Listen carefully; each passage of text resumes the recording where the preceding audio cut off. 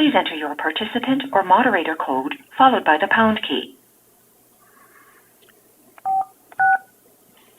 You said one of the interviewees hasn't gotten back to you yet or something? Please say your name, followed by the pound key. You are the first participant in the conference. New one. Oh, there's another third one, no?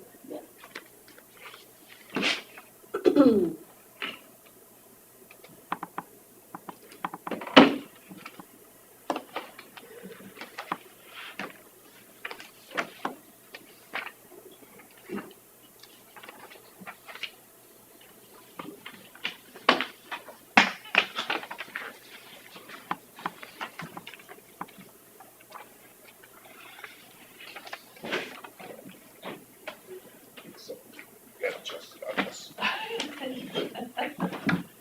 Either that or ate too much bacon at breakfast. Sally fever. It just seems soft when I put it all the way up. I don't know. That's probably me.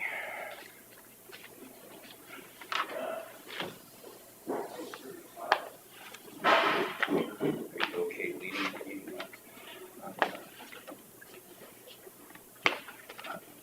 Thursday then?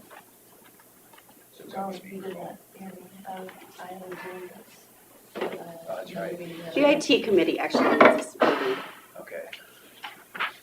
Yeah, so that's, So, it's probably. It's usually me, but Well, if he wants to, that's fine too. well, it was on our agenda, so I just assumed that he would be in charge of the meeting. Yeah. The IT committee invited the supervisors Okay. to their meeting, basically. I'll be able to jump in after my Zoom from home.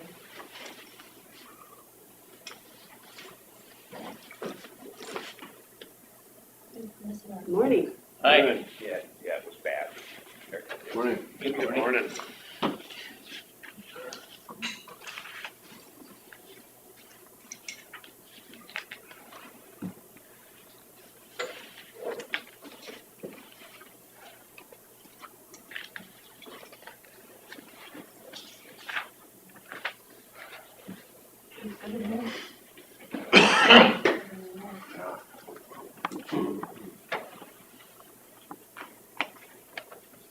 Beat my stepdaughter yesterday, and then I had to clean out my mother-in-law's machine. She had to make room for her stuff.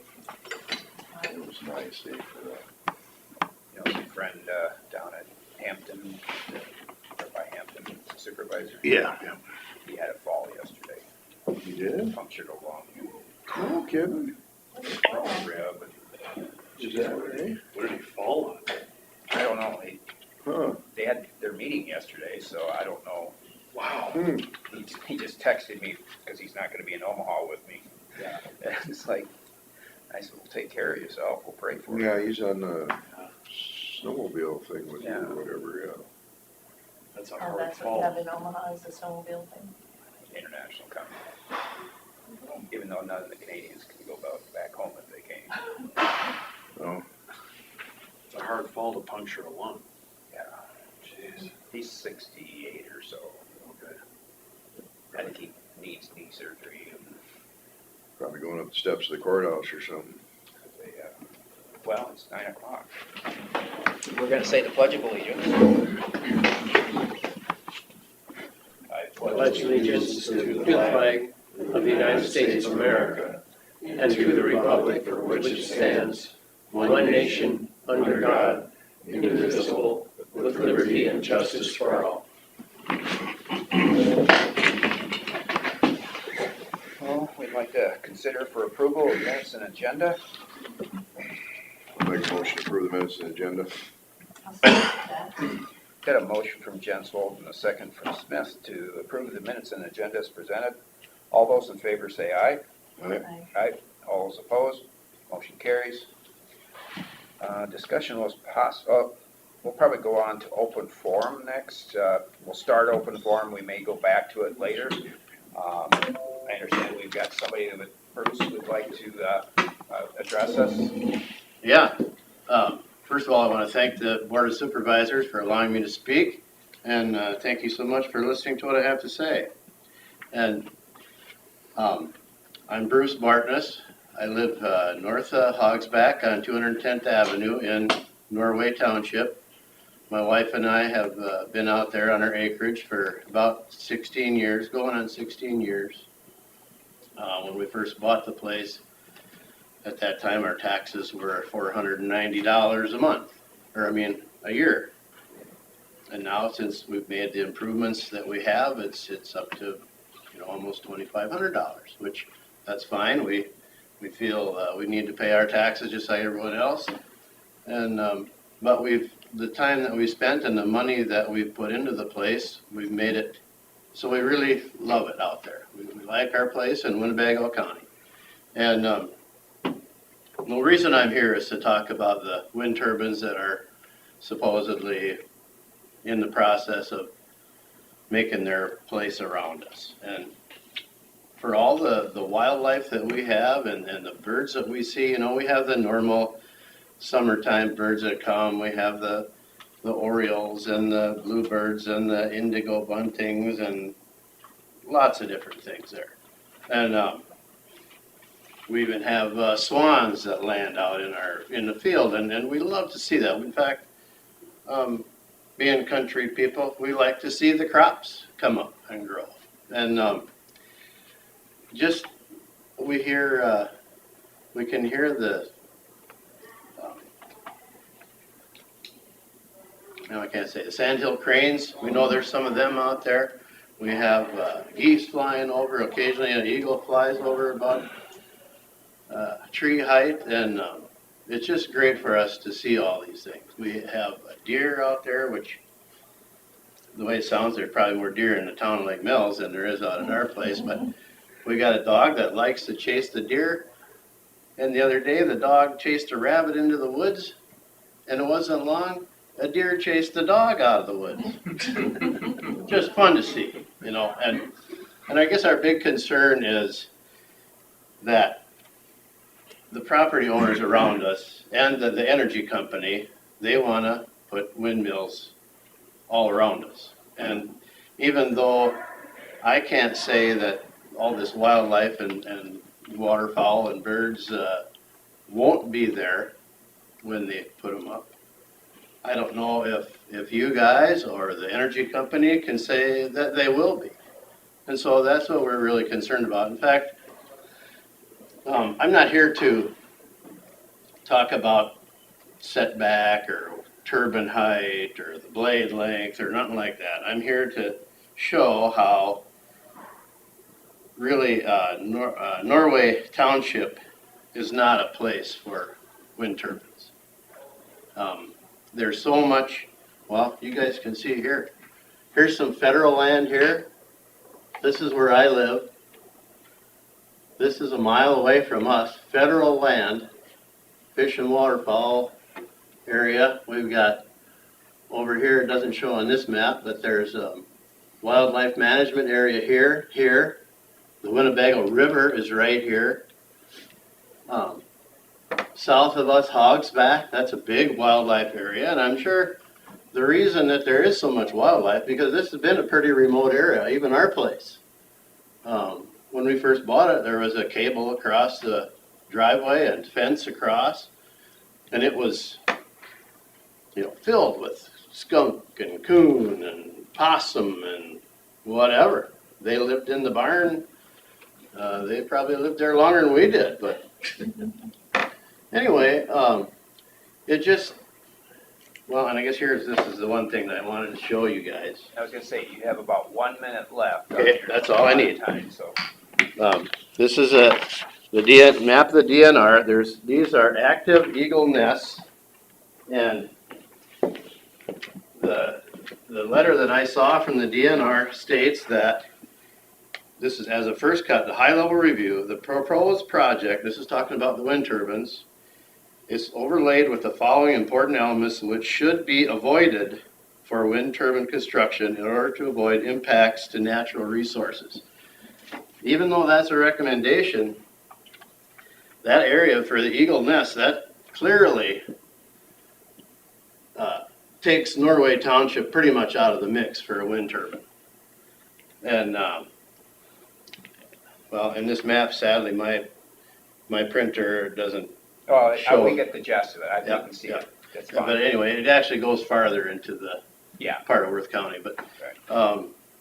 so, and I'm sure there's probably other places in Winnebago County that maybe the wind turbines are a good place, but for the wildlife area this here in Norway County, or Norway Township of Winnebago County, it's not a good idea. Well, we appreciate your comments and Thank you so much for having me. Thanks, Bruce. Have a good day. okay, I'll go on to number, what? Can you tell me how to spell his last name? Bartness, Sorry. just Bartness as it sounds, 2 S's. Bartne. Just for your reference, we were doing open forum so Bruce could get his thing. Okay, so we're gonna go back to our agenda as organized. Discussion with possible action regarding COVID-19 policy. Julie, are you on or? Yes, I am. Good morning. How are you guys? Good. Good. At this time, I have nothing new. I'd like to have you guys keep the policy still as it is, and then I'm looking into some other issues, and then I will probably, hopefully, get back to you by next week. Because this will be, our policies are in effect till the first of July or so. Yep. So I'm working on some things, so I'm hoping to have them to you guys at least by then. Okay. Hopefully sooner. Yep. Any numbers as far as cases in our county as of recent? We're not having any major outbreaks. No major outbreaks right now. We get a few, we'll get one day and it'll be a few days and then we'll get another one. But it's,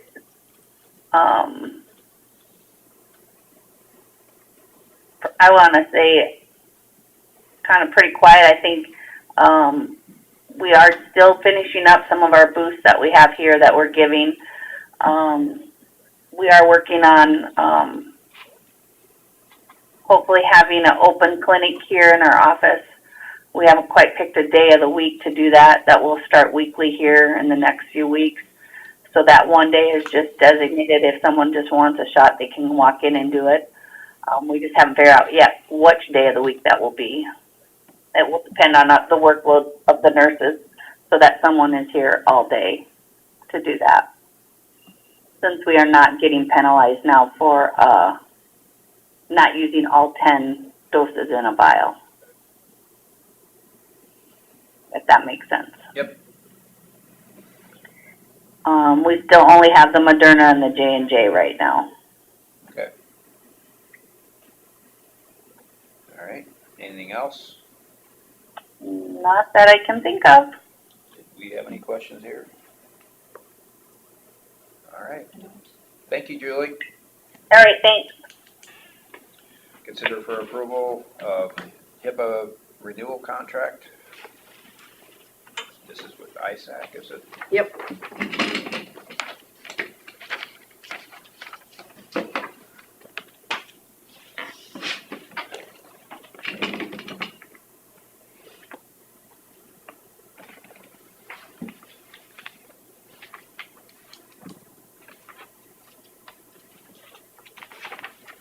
Did you get an email about this?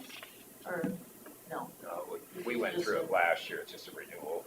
We did it, we have to be compliant for HIPAA stuff, and there's training through ISAC they provide for us. Does this need to be stamped?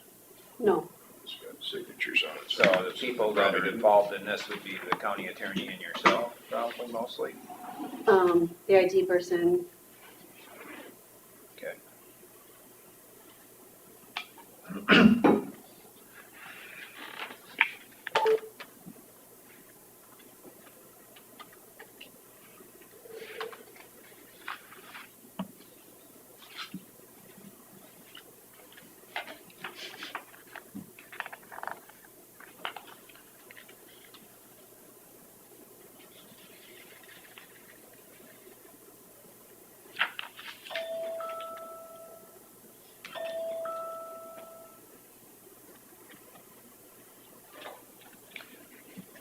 you just need a motion for the Yes. approval of the HIPAA renewal contract. I will make that motion. I'll second it. Got a motion from Smith and a second from Jensvold to approve the HIPAA renewal contract. All those in favor say aye. Aye. Aye. All those opposed, motion carries.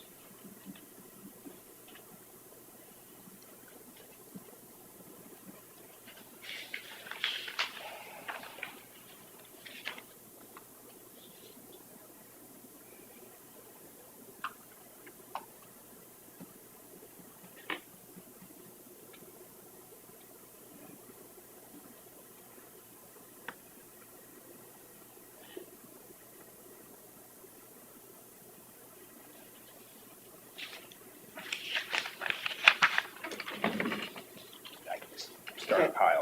All right. All right, we'll move on to discussion with possible action, creating committee for American Rescue Plan. I had a meeting on this, last Friday. I'd like to create a committee. I for sure would like, Robert Schwartz, Scott, one of the supervisors, or more if we want an open meeting, probably just one though. Chris Colby, and then if there's someone else who's interested. Well, from the supervisors, is there somebody Did you want to be on it? really interested in being on it, Just or? volunteered you? Yeah, no, Is this on how to use the funding? Yeah, I'd like to be on that committee. Okay. And then what other, you had your suggestions, and then was there any open ones we needed? If someone else wants to be on it, I'm not objected. I don't want it to get too big, 'cause- No, But- just planning meetings is tough enough. Yeah, but, Okay, so we would look at Susan and Robert and Scott and yourself and Chris Colby, and and Chris Colby. Yep. I guess I'm okay with that. that's who, I mean, That's his. except for Robert, I know that there's a lot of stuff that you can do with conservation, so that's why I would like Robert on, and so, The only other possibility I can think of would be public health, but you're on that public health board, so. I oh, think yeah, I probably would want somebody from public health too. Like I said, Besides her, she Maybe, serves on their maybe board. one of them would just like to be a participant anyway. Yeah, so Yeah. I think Julie then, yeah, maybe. Are you gone, Julie? she probably is. She left. So, yeah, Either her or Allison, one of the two, with an alternate of Allison maybe. yeah. Or one of the board members, too. You got a pretty good board. Well, if you're already on the board, Right, yeah. I'd rather have somebody that actually is in the office every day. Yeah, I think if we put Julie with the alternate of Allison, Makes sense. yeah. that And way in a minimum, it makes sense to have Julie on it because they have a lot paperwork. And of expenses. skin in the game when it comes to this, I would guess, so. Well, I guess I'll make a motion to approve the creating of a committee for American Rescue Plan that includes Susan Smith and Carla Weiss and Scott Minders, and Robert Schwartz, Julie Sorensen with an alternate of Allison Rice. Is that right? Chris Colby. On Chris Colby too. So that's my motion. I'll second it. Okay, a motion from Derby and a second from Jensvold to create the committee for American Rescue Plan. All those in favor say aye. Aye. Aye. All those opposed, motion carries. All right, where are we at? Oh, yeah. 16. We don't have any time limits till then, okay. We'll get Scott up here.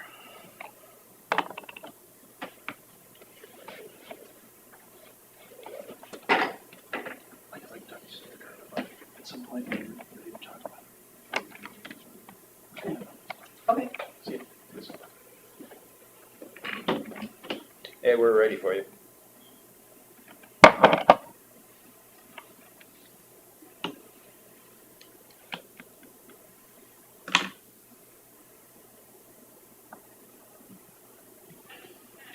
So it assumed, Terry, that what you're trying to do is decide how the presumed maybe $2 million is going to be? Can be spent.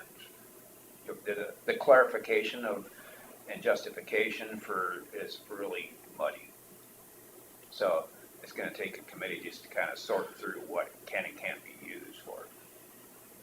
I don't wanna use money and then have to figure out how to Pay it back. pay it back if we use it wrong. If you find out you were naughty, and then they want it back.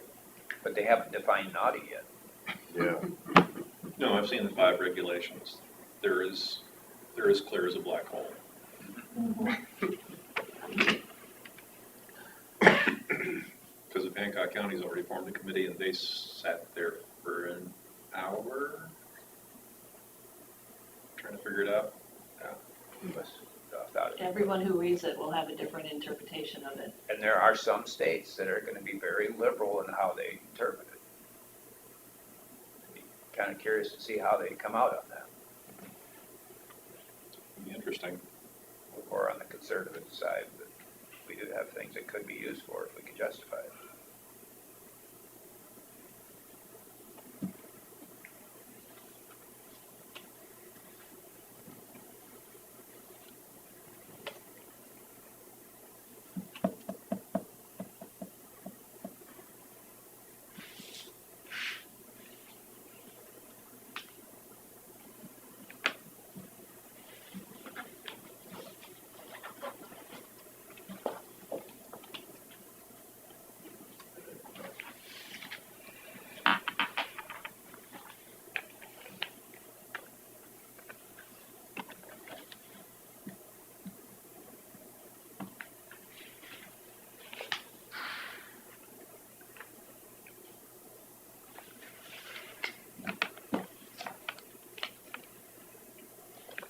Anything else we can take care of while we're waiting for Scott?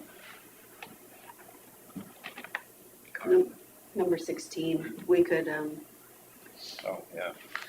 Let's go to number 16, reset public hearing for fiscal year budget amendment. June 29th at 9:05.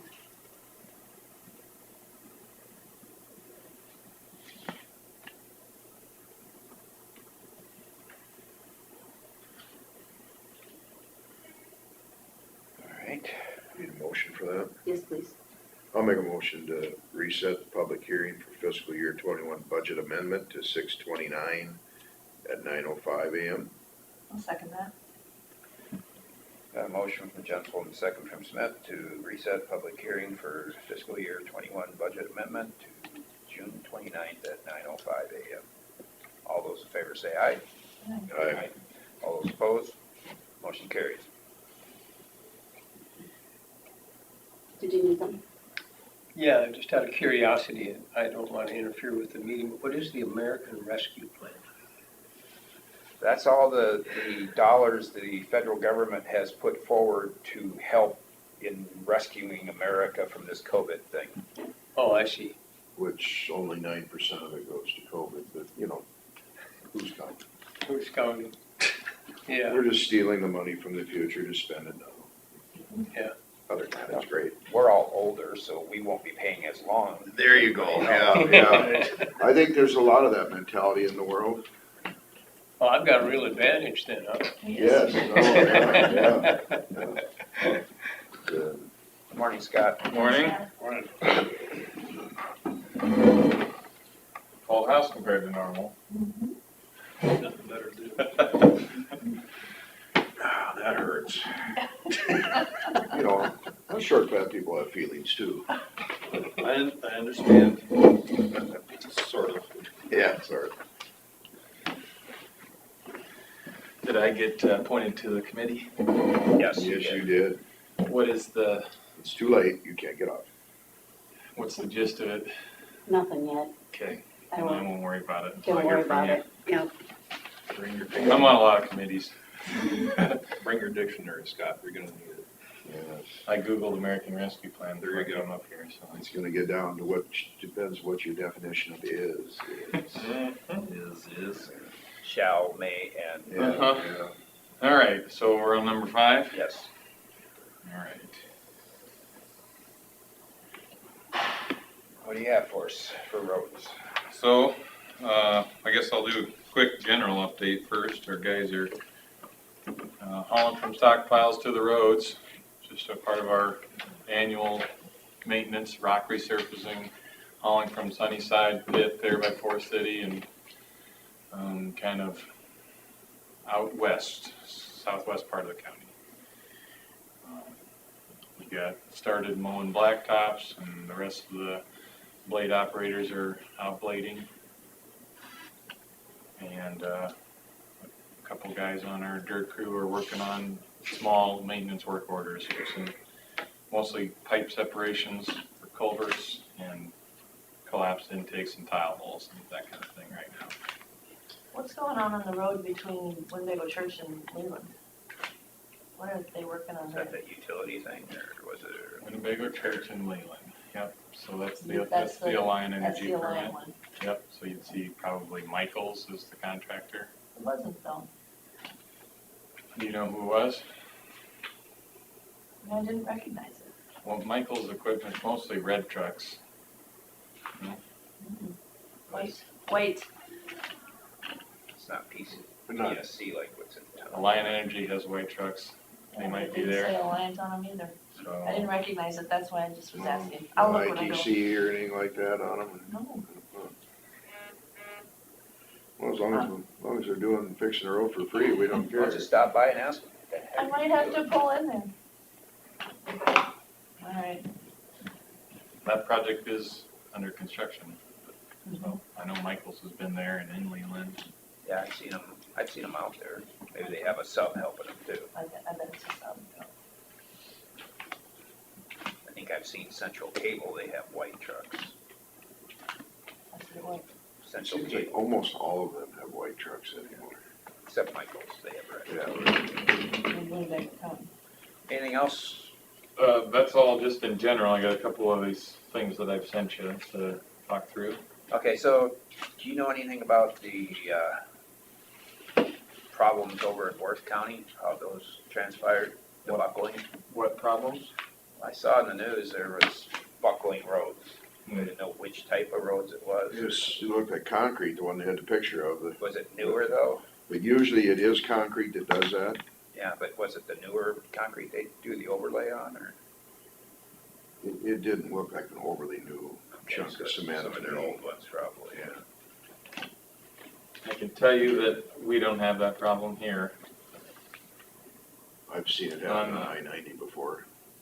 We don't have a lot of concrete, No, I could find out what he's got going on. yeah. It just kind of, because of the hot weather and stuff, probably need to be aware of it. Yeah. Be watching. I know that they have been trying to put some relief joints in their concrete overlays to try and give it room to expand and contract a little more. You know, asphalt and concrete behave differently, so when you bond them together, they can have some issues. Fortunately, we don't have any issues like that. I do have a concerned citizen about 345th going out to Thorpe Park. That they contracted with Dino's, but Dino says they can't spray yet. They're scheduled for the end of this week, Okay, so if they're worried about dust control, yeah, that'll get taken care of this week. because they've had a lot of traffic going out that way, and it's been a really Yeah. dirty mess. Typically, you know, our guys like to prepare the dust control areas, and so they'll get over them 2 or 3 times, and then they'll lose the windrow the last time. So they, you know, leave the road in good condition before the dust control comes. If it's not in really good shape before the dust control, we can't really fix it without, you know, ruining the dust control application. So it is common for us to get quite a few calls the week or 2 before it's applied. So we've gotten, I don't know, a handful, but it is scheduled for the end of this week. Well, their concern is everybody else is getting their dust control in the surrounding counties, but we're not doing it here yet.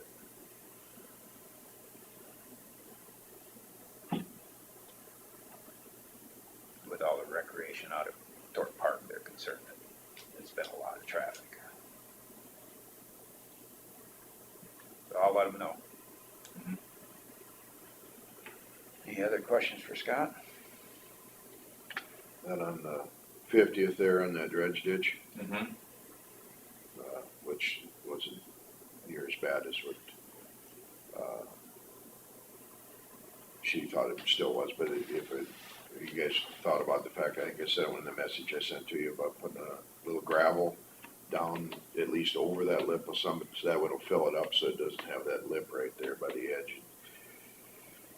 You know, if a loaded semi went by there after heavy rain, even with the rock there, I don't know how well that would hold together. But, it still looks a little, I know that I will not be over any edge in that spot with my truck, so.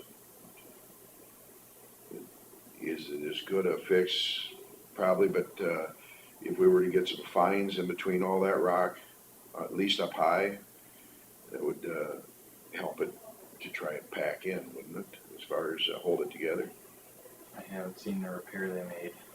Well, it was made with what they had to use, with good sized, what would you call it, riprap or whatever. And they filled in the slough off or whatever, but, you know, the rocks just sitting there with their own weight, whether they would actually hold together, you know, the push of a loaded truck if they got over too far, which, I mean, you gotta get over into the grass for it to be a problem, but if it had, it would at least look cosmetically better if there was some gravel over that lip, at least partway down into the rock. Okay.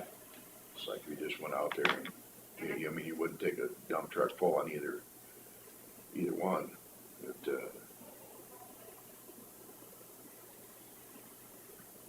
yeah, but I mean, they did what needed to be done in a sense. It's just a really bad location. We need to move the dredge ditch over. Yeah, that's the fix. And it's 20 feet deep. It's a steep bank. Yeah. Anyway, if they get by there, take a look at it. If the person talks to me again, I'm gonna tell them that you've done about as good as you can do. Maybe a little lower gravel on the top would it. Okay. I'll mention it to Ethan, see if there's something we can do there.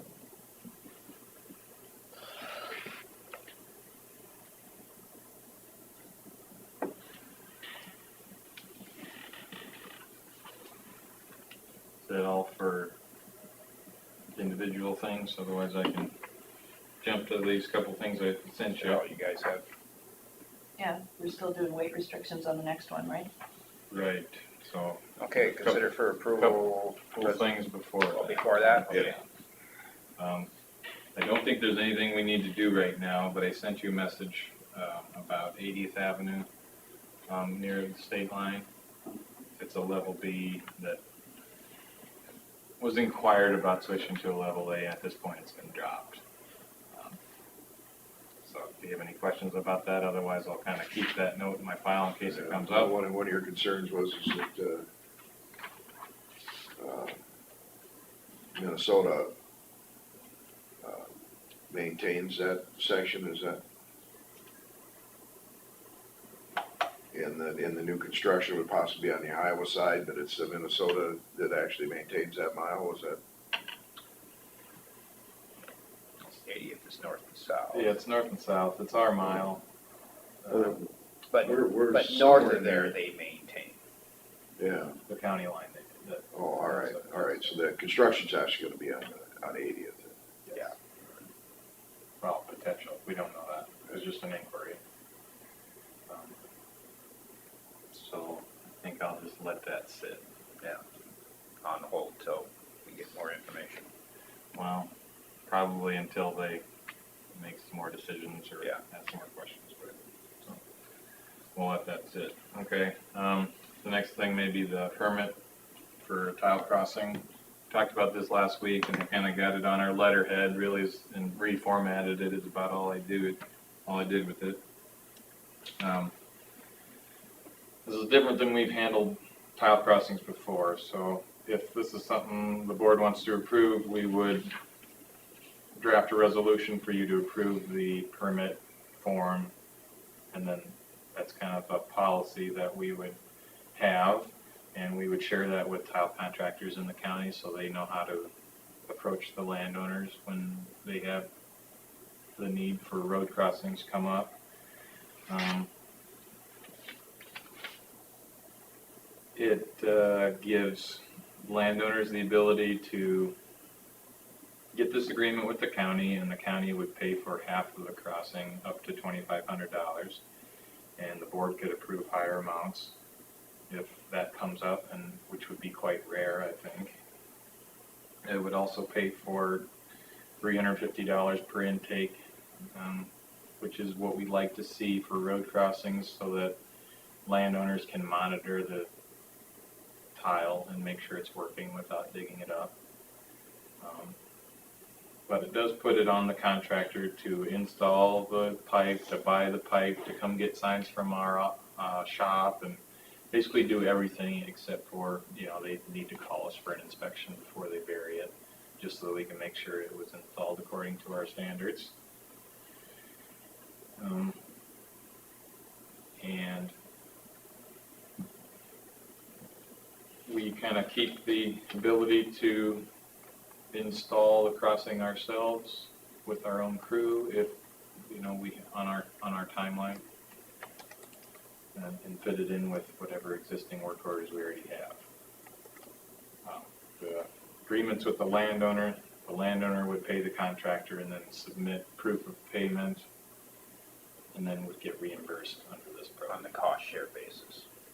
Yep, and then the county would reimburse landowners under these agreements up until a point where the budget has run out, in which case they would either forgo the agreement or wait until the following fiscal year to receive whatever funds are available. So we'll have to kind of budget money specifically to fund these agreements. Okay. I think it's probably a good direction to look at. There isn't any really downside to it, except for they just have to change how the contractors have to do a little But if more it gives, work up front and, there's an upside for them, it gives them a process. yes. They that can can go ahead as long as they're willing to assume the extra cost or So whatever. is They the don't have to verbiage go in through any. there as well about if money runs out, that they can reapply the next year? Is that in the, It says payments will be reimbursed to the applicant in chronological order of permits, and if funding is not available, there'll be reimbursed when funds become available. So we'll just preface that when we fill out the permit. If we, funds are run out for the year and it's only, August or something, then we'll just have to tell them, if you want to be reimbursed, we wouldn't have money until the following July. So it'll just be a conversation. I think the downside is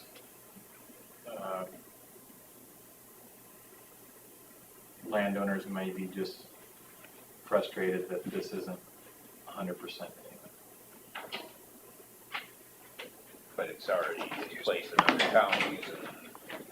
Yes, this policy is almost identical to Hancock County's policy, and it's much better than Cassuth And we've already County's had policy. one landowner that did it before this was in place, so, cost share basis, Yeah, not exactly identical, but it was substantially same similar. basis. And that project is done, and I'm sure the landowner's very happy with it. He's got drainage now. Yeah, so I think it has a lot more upside than downside.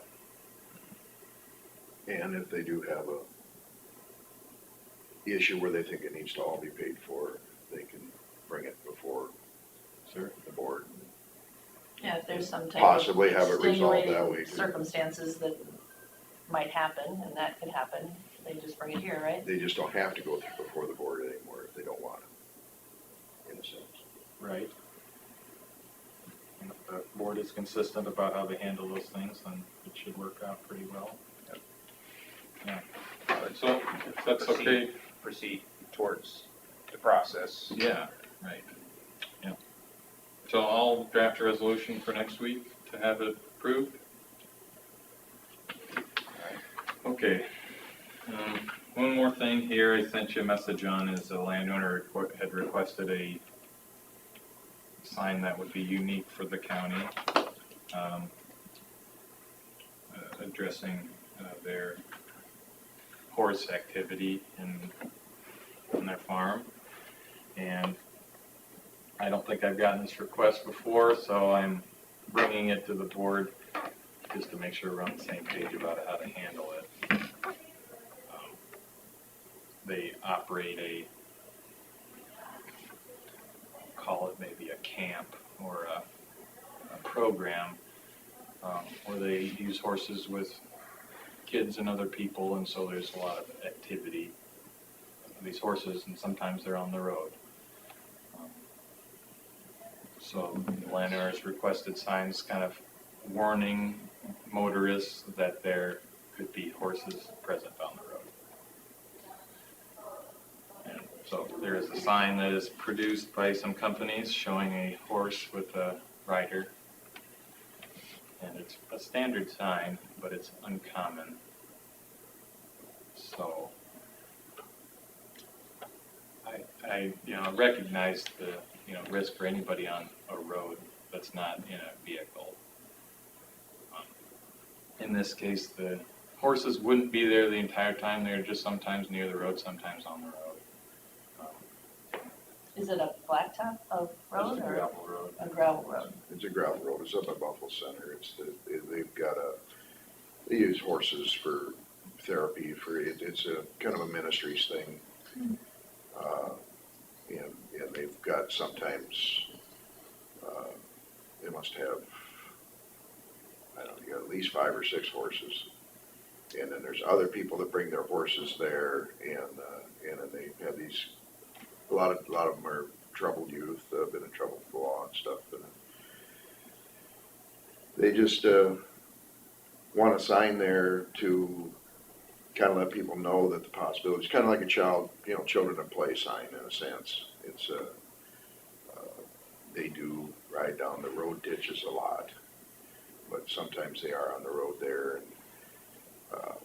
And at their place, the intersection there's actually a stop sign. So when you're coming up to the county line, there's a stop sign right there by their place. So the east-west traffic shouldn't be quite so bad, but there is no stop sign, and the grove is right there. And if you get out there, especially someone coming from the north, wouldn't see. It's hard to see vehicles at that intersection. Is it a high traffic? And yeah, there's some activity there. There's a few acreages out in that area. Is it? When there's a sign like that or similar to that, or watch for children or hearing impaired, or those hearing impaired child, does it change the liability for anybody, anything? When there's signs, or is it truly just an awareness for safety? Yeah. It might look a little worse for you if you were in the car and hit somebody like that after you just drove by a sign like that. That'd be about it. But the county wouldn't have any. I'm almost certain it wouldn't change the liability. Those signs that you mentioned are some of the more popular ones that you see, but they're, I test you guys some of the thread from the other county engineers about them. Those signs have one thing in common, is that they're, it's not a consistent warning like, if a curve's coming, the curve's always there, and you always know that this sign is telling you the curve's coming. Whereas deer crossing, children at play, deaf child, or something like that, or those instances are periodic, and they're not always there. So some of the thought process, some of the other county engineers' opinions I shared with you is that warning's not there. Maybe most of the time the horses aren't there, they'd be on the property. So, ideally the warning be there only when the horses are actually out there. So like you'll see on interstates, the cleanup crews, the people who adopt a highway program, those signs pulled down when the people are out there. That's their attempt to try and make the warning match the instance. So So they it's would tricky. be in charge of flipping it if, I think that's how they work it. You know, the people that go by there all the time would get used to seeing the sign all the time and not seeing the horses very often, is what he's getting at, I would guess. Yeah. It would be more for good, the people that live out there know what's going on, for the most part, I would guess, so it's, it would just be for, you know, if you got some hunters out there from Minnesota or something, or, people that aren't familiar with the area, it would be a little, it should catch their attention to where they might have a little more of an eye for it. Yeah, it would, I guess if you were to put it up and have it somewhere you had to go flip it all the time, that would be a little annoying for them, but it would also add credence to the warning, because when the sign's up, you know something's going on. But that would be more for the local people again. Yeah, I think it's a really honorable cause and everything, so I don't want to diminish that, but I would recommend that, you know, we don't install these signs, because I don't think that they'll have the, So you're not even recommending the flip sign then? no, I don't think it'll have the benefit they hope for. I know that she's thinking, you know, anything we can do to make it safer is better, anything. Is there any private signs that they could just put up that would be not on the, you know, that they could incur the expense themselves and put them where they think is the most, Yeah, I mean, applicable? they can put signs on their own property, certainly. Yeah. You know, so But are outside they of, visible from the road? what's that? If they put it on their own property, are they visible from the road? Or And that's what neigh- you're or trying to do, is neighbors. accomplish that. They could put it in the fence line, I guess, on the other side of the fence. that's what I was thinking, if it could go in fence Uh, lines of farmers, you know, no one would be opposed to that probably. If they You, talked to them. you're saying that there's a, you know, possibly a minimal benefit to it or whatever, but you know, when I go by signs like that, it perks my attention up a little bit. So, you know, you see a child at play sign, which is basically the same thing. I gotta believe that most people react the way I do, and when I see that, I'm like, well, then I'm gonna look around. It's just like a deer crossing sign, they're not always there, but when you see one of them, especially in an area you're not familiar with, then all of a sudden you're starting to focus a little more on what's possibly coming out of that ditch or out of the brush next to the ditch, and, I guess I would disagree with you slightly that there isn't any benefit to it. Is it gonna, you know, I think in your message you said that, you know, there are sometimes that people see these signs and then they do the opposite just to be jerks, but, you know, jerks are gonna be jerks no matter what, so. I don't know if I said that. Well, I think I may be Paraphrasing. paraphrasing it or whatever, but there are people that when they see a sign, you know, they wanna do the opposite. It's, I think you said something like that in there, didn't you? I think when there's an overabundance of signs, they don't command the same respect. This is an isolated area with an isolated sign that should, in my opinion, have an impact. The other thing too is there are, and our blade operators will be able to tell you this, but we have a lot of people in the county that ride horses in the ditches. Not more than you think anymore. But not all of them have somebody else's kids on them. I mean, Or inexperienced people. No, I just wouldn't want to try and compare whose kids are important. well, no, what I'm saying is that if you've got your own horses, your own kids and all that, you're kind of taking your own risk in a sense. They're bringing people in that aren't from here. They're, you know, like you say, novice horse riders, and, it's slightly different. It's kind of like a public playground. Do you have something you'd like to say? My daughter rides horses, and we were in Kansas City on the south side of town. And there was a ranch out there where we kept one of the horses.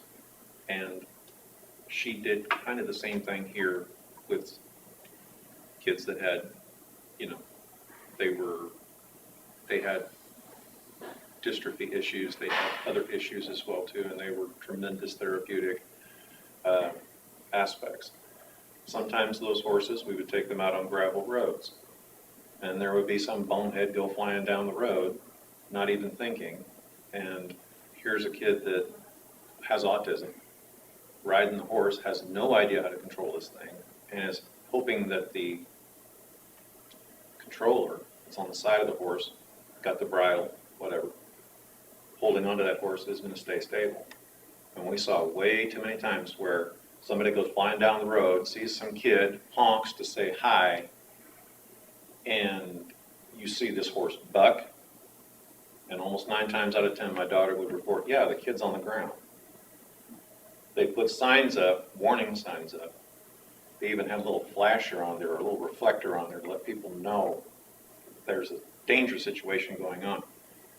The traffic like that cut down dramatically as far as speed is concerned. People realize we got to respect what's going on with these horses. And these kids don't have control of these horses. It's whoever is the retainer that's holding onto that horse. If there is a retainer that's actually riding side by side with them. So honestly, I would reevaluate that. The idea that too many signs, you honestly can't have enough in a situation like that when it comes to safety. Because if you're a responsible driver, you're going to see that sign, you're going to pay attention to that sign, you're going to work with that sign. You don't see a sign, you may not see this kid jumping out of the ditch to get up on the road, and all of a sudden here you're flying down the road at 35, 45 miles an hour. You can't control the kid. Now the kid's got not only the height of the horse, but he's also got the ditch that he's got to worry about too, going down. Because that animal, he doesn't know what's going on, or she. If it's a he, I guarantee he doesn't know what's going on. But nonetheless, you're going to see that situation happen. And that's not being sexist, by the way. Female horses tend to be a lot calmer. At least that's always been my daughter's and my observation. Well, I kind of look at this as you go over east and you get into the Amish areas, you've got your horse and buggy warning signs, and they make an impact. I'm much more aware after I see that sign that there may be something on the road over the ridge or around the corner or whatever. And, you know, and sometimes I'll avoid those roads because of that. I don't want to have to deal with it. And maybe that would help here. People would not use that road as much as a cut across road or whatever. They take a different route. So I guess I'll respectfully disagree with your analysis on this, that it wouldn't be worth it. I think it is. So what will happen when I someone sorry. Go ahead. I was just trying to share some of the other opinions out there. I guess we'll put up the sign if you want, if the board wants to put up the sign. So if we have a sign there though, or 2 signs or 4 signs, however many it needs, and someone who has horses over on the blacktop coming out of the south of Lake Mills wants signs too, does everybody get signs? Probably have to look at them one by one. Yeah. On the north-south road there, my brother-in-law, of course, he's on the Cassuth side, so we don't care about them. But they also have horses down there, so it would kind of cover that a little bit too, so.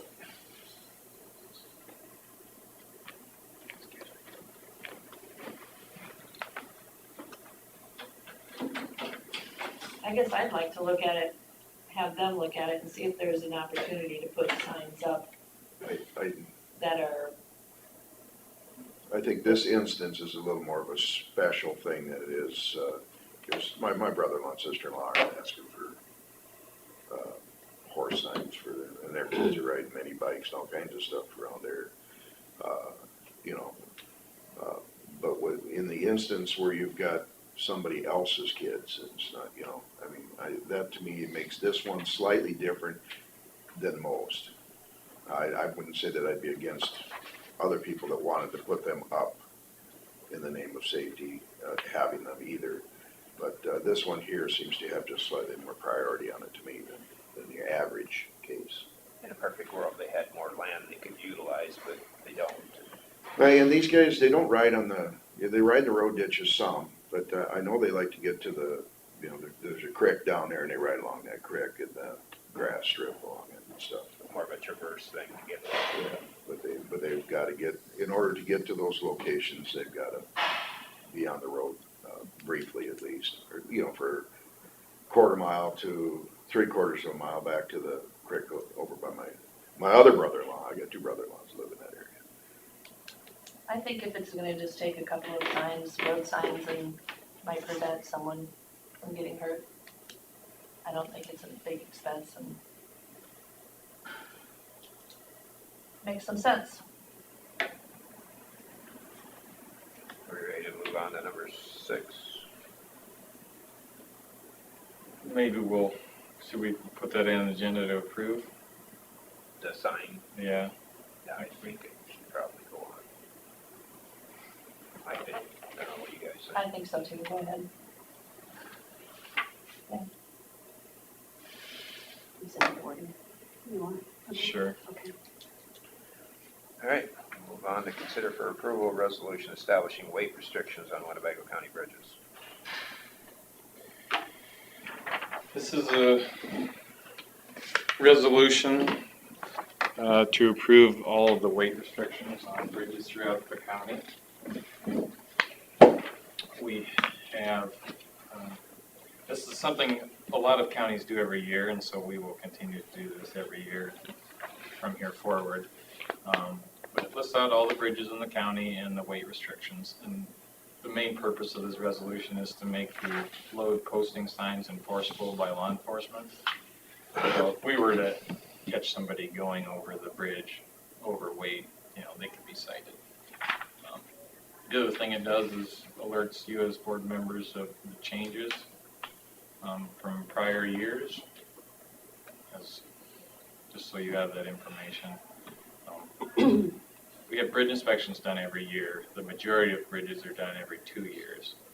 And when those inspections are done, the inspector will give us a list of issues they found that require the posting be lowered. So if the bridge is found to be more rotten than it was 2 years ago, it could carry less weight than it did 2 years ago. So the signs will reflect that.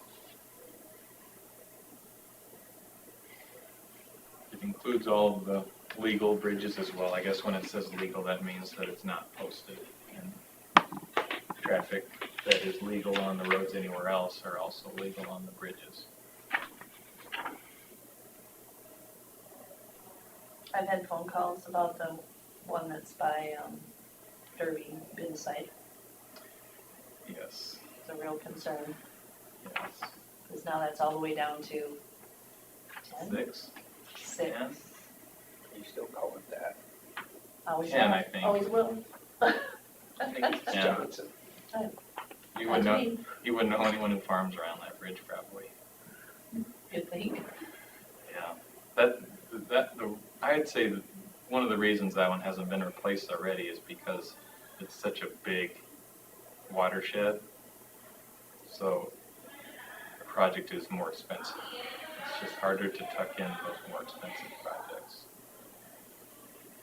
It doesn't affect my operation because we go north pretty much exclusively. Mhm. So it's not from one and south from the other, so it's really not a big deal, but I know that it's a real concern for other farmers in that area where they have to go around the whole section. Yeah. Most of the posted bridges we have the 2-mile detour or 3 or however it is to get around it. They're all quite similar to each other. So we try not to have situations where there's 2 on this, right next to each other, downriver, whatever, so you have to go around the 2 or 3 miles instead. But really what we're trying to do is just keep bridges open for passenger traffic, and once it gets down in single digits, we'll try to get it replaced the next year.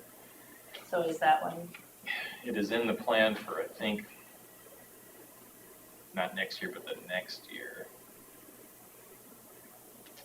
I have to double check. One of these bridges is on A42, is it? Just west of That's the one I was Christensen? gonna mention, yeah. 842 west of Christensen Farms, Beeville. Bringing that one down to what? It's got a triple truck posting, so it's difficult to understand for most people, and it is a difficult thing to communicate, but there's 3 trucks on the sign. One looks like a bread truck, I'll call it, and one looks like a semi, and one looks like a truck pulling a pup trailer. And everybody's truck should fit into one of these categories, even though it doesn't look exactly like the picture. Fully loaded grain trailer has 2 axles, even though the picture only has 1 axle, Yeah. it still fits in that category. So I believe the but, we Yeah, I- posting on that 842 bridge is It something doesn't like say 1930 842 on there. 1933, 32, 1934, 32.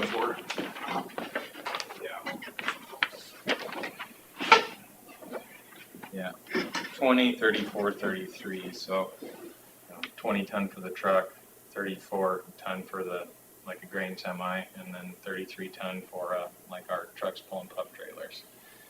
This is the general posting rules, so, any normal traffic out there is supposed to obey those signs. You And said 34 ton for a semi?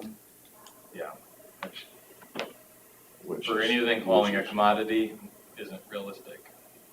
Except for the fact that those postings are for, if there's one truck on that bridge, No, those postings are for everybody. and it's not where you have two trucks meeting on it, where it's actually, We had two, we get options sometimes from the consultant as to how you want to post them because of those scenarios. So if we wanted to limit it to one truck on the bridge at a time, we could do what you've seen in Cassuth County. It's a series of large, almost billboard signs that say, as you approach this bridge, get ready to stop. And as you get closer, if another truck's coming, you need to stop. yield to the truck on You the need to bridge. yield to the truck on the bridge. And that's an option to post on this bridge. But I think the best option is to just try and really ramp up the schedule and get that bridge replaced. Well, this posting is gonna affect the hundreds of feed trucks that go down that road. My guess is it won't affect them. But, And grain trucks. well, me coming the other way with I don't know grain, if feed yeah. trucks get past 68,000, do they? They're pretty light. Oh, no, I would guess they fill them trailers up pretty good. I mean, to the legal limit, I'm sure.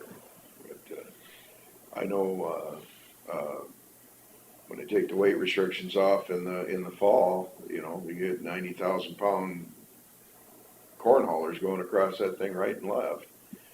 And that thing would really create a problem if it was,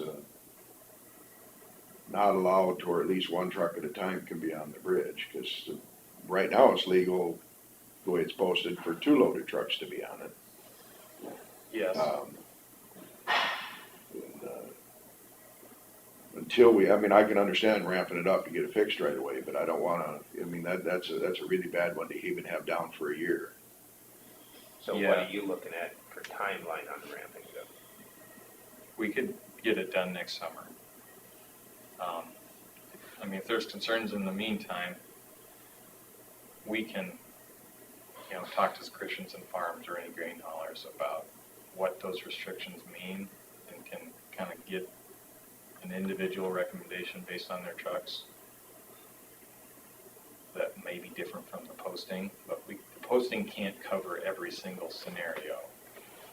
We can't put a Well, billboard of 20 different axle configurations and Well, that's not what we're asking. The only thing we need to do is make sure that it's legal for one loaded truck to go across it, however we post it. And it's, it will support that. Yeah. We do know that. well, and you were talking that, when we At pass 80 this at 80 resolution, that then we'll be able to enforce the fining of it. I just don't wanna have anybody to have to enforce the fining if someone's going across it with a legally loaded grain trailer on their way to Christensen's. We're talking, especially during the fall and when the farmers are bringing their corn in out of the bin and stuff like that. I bet it's easy, well over 100 trucks a day across that bridge. So that's a lot of people to detour around. Maybe I should have prefaced it by saying the bridge was already posted for, It's 80,000 for a regular semi. so we're already not allowing anything over 80,000 pounds on that bridge. Like I said, the other thing is, if you have a truck and you need to go across that bridge, I can tell you, based on your specific truck, if it will work and what the restrictions are. We can can do individual permits if we need to. Yeah, but they're all the grain trucks are basically the same. They're all, I mean, some of them have, 3-axle trailer, and some of them have both, where they got the extra axle in the truck too, but those are a lot fewer. I mean, there's a lot of people that got just regular grain trailers.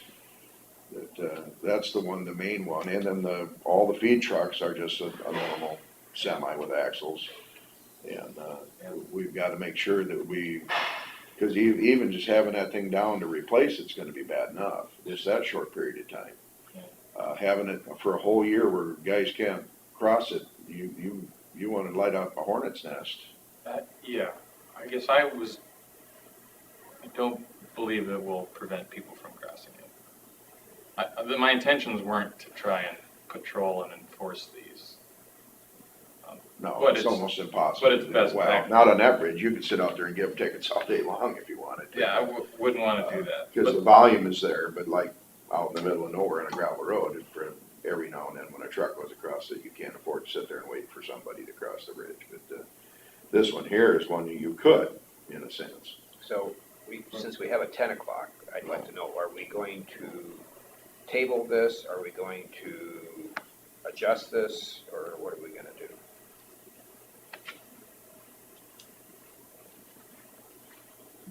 I guess we have concerns over the use of that road with this resolution, so Your the rest of them are fine with me, but, Your concerns would be that, let's say, a feed truck would drive there and realize my weight doesn't match the sign, so they're gonna detour around. That's where, be required to detour around. I'm thinking more the grain trucks.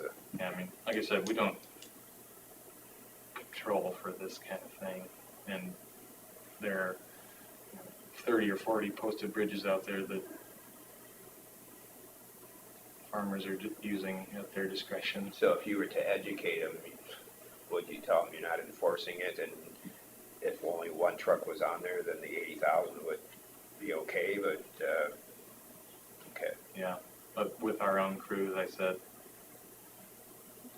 there's a sign there that is for the general public, but since I know what our trucks and trailers hold, and I know what our axle configurations are, we don't need to worry about it as long as we don't need a truck on there. So that's what I'd be instructed to do.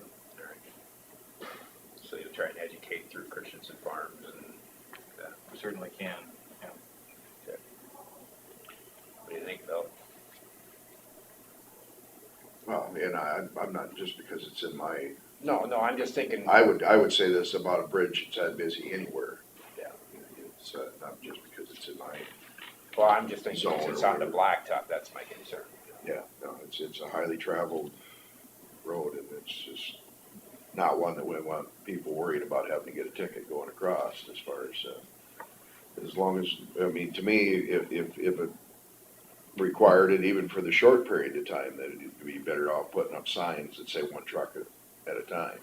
I mean, to enforce it, we would have to call a motor vehicle from the interstate to come patrol it specifically. They're out there every now and then anyway. I've seen them many times. On county? Oh, yeah, oh, yeah. Thanks. Sometimes more than one. They like to sit out at the junction of the Fort City Bancroft and the Woden Blacktop at the stop sign, and then they wait for you to go around the corner, and then they follow you, and it really makes you nervous. Now, that was my nephew, it happened to, not me. So are you satisfied with his definition? As long as guys are gonna be able to use it, do you wanna try and keep big, heavy trucks off of it from out of the area? Sure. All right, I mean, They would have permits. yeah, yeah. But can you get a permit that covers a light bridge? I wouldn't think so. I wouldn't think so. I mean, yeah, they could permit it if they got their axles to spread it out, but Well, so the permits would have the individual truck and trailer identified. It wouldn't be for yeah, but that's, farmer's fleet. It would be for the truck. that's basically applies to being able to drive on the road, not drive over a embargoed bridge. Isn't the fix to this just having more signage, better signage, different signage? And then you're good to go? Sure. It's about $1,000 worth of signs that we would take down in a year. But you have them for And- another project. And the signs may not get any more respect than the ones that are up right now, is what I'm guessing. And so I thought, why have more expensive signs that aren't getting obeyed as opposed to cheap, the signs that are already up? which You know, and we I'll put up a disagree, $4 sticker. I'll disagree with you there. I mean, there's another example where I've come up to them signs with a loaded truck, especially the ones that are, east of Burt, go across them, going back and forth to state line there, in North Burt. If I see another truck coming onto that bridge, I slow down so we're not on there at the same time, because that's what the sign says. Now, is there a lot of people who may not think that way? Yeah, but it does have some effect.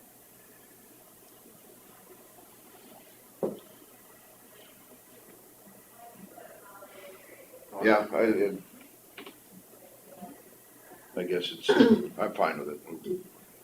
I'll make a motion to approve the resolution establishing weight restrictions on Winnebago County bridges. I'll second the motion. On a motion from Jens Holden, second from Derby to approve the resolution establishing weight restrictions on Winnebago County bridges. All those in favor say aye. Aye. Aye. All those opposed, motion carries. We have a 10 o'clock public hearing for internal loan for courthouse re-roof project. I will make a motion to open the public hearing. I'll second it. A motion from Derby and a second from Jensvold to open the public hearing for internal loans for the courthouse re-roof project. All those in favor say aye. Aye. All those opposed, motion carries. So, just as we're redoing the roof on the courthouse, it's an expensive project. We are going to be borrowing money from ourselves for the time being and then repaying it with the TIF funds that we have amended the urban renewal plan to cover. Correct. So that is the explanation.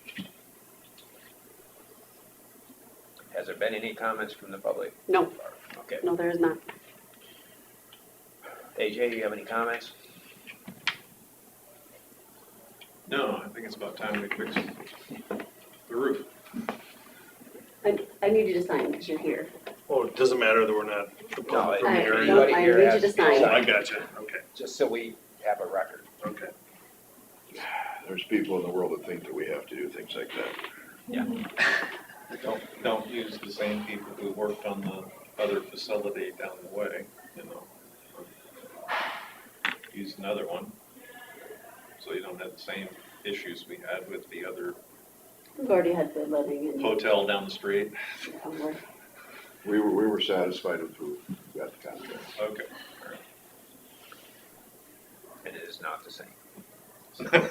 All right.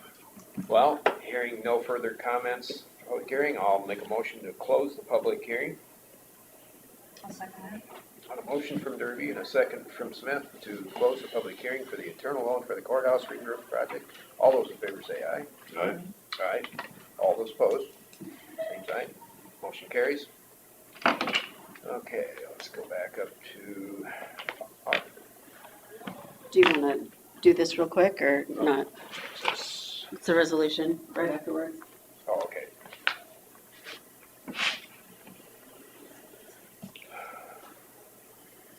Where are we at? Number 11. Yeah, consider for approval resolution for internal loan for courthouse re-roof project.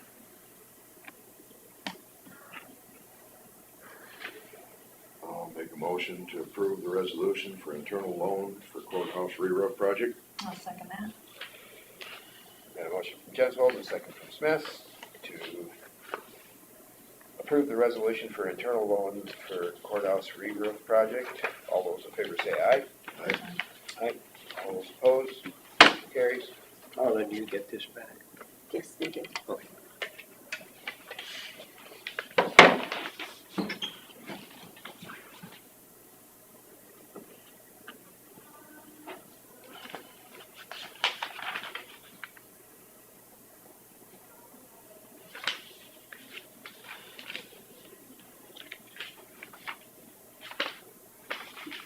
should be 2 places for you to sign on that. That's the first one.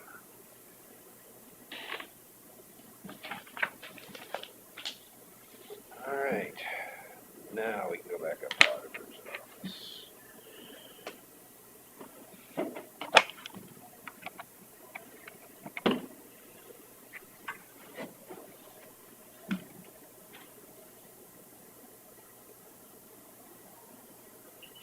Good morning, we're ready for you.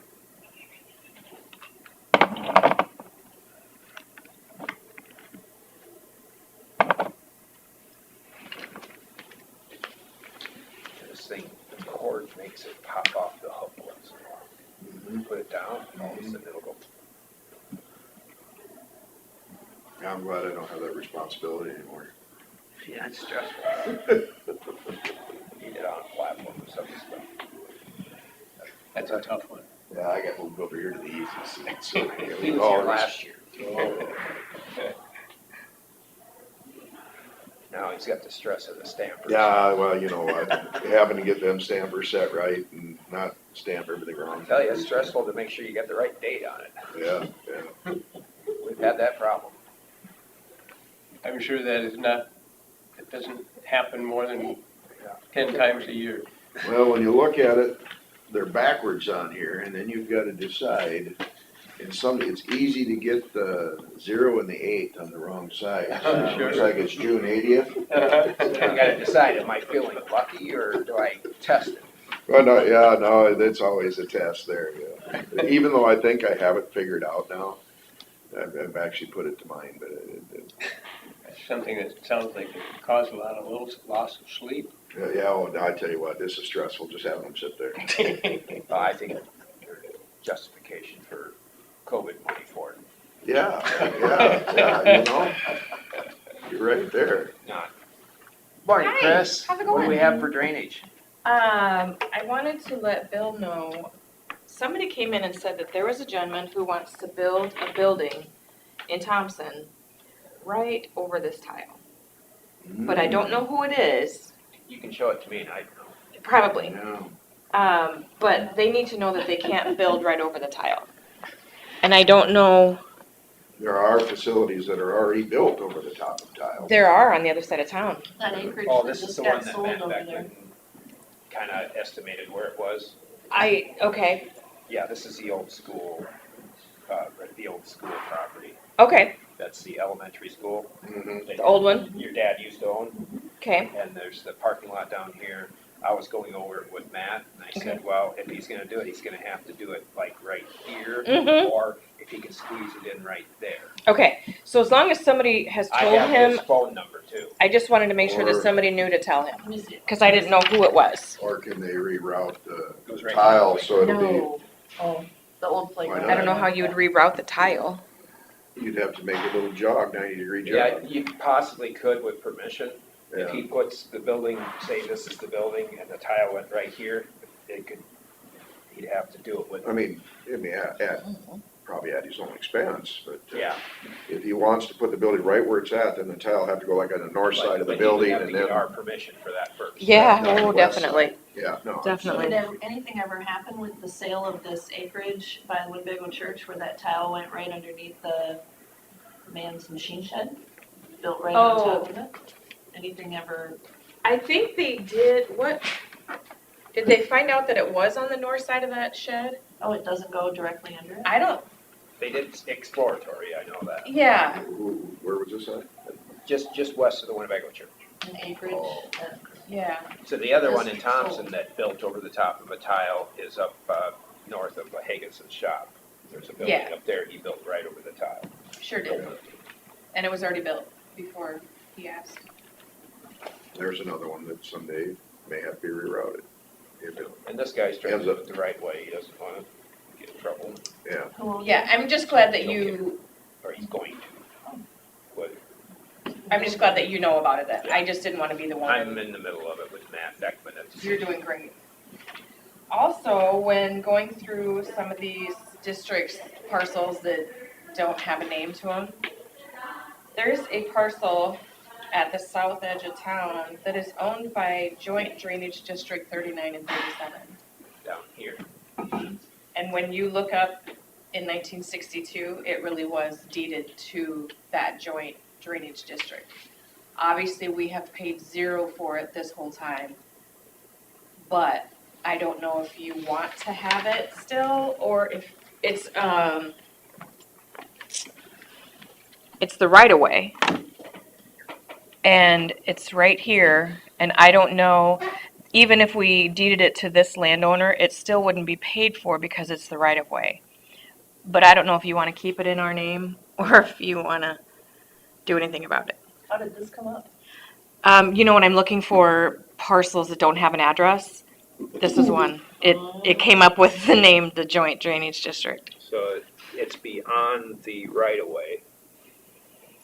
The size of it's beyond the right of way. Well, and it's got I copied a page of the deed. But again, we don't have to do anything, or we can. I just wanted to bring it to your attention. Are you just trying to clean I am. things up? There's 4 other parcels that have no name on them that I'm slowly but surely.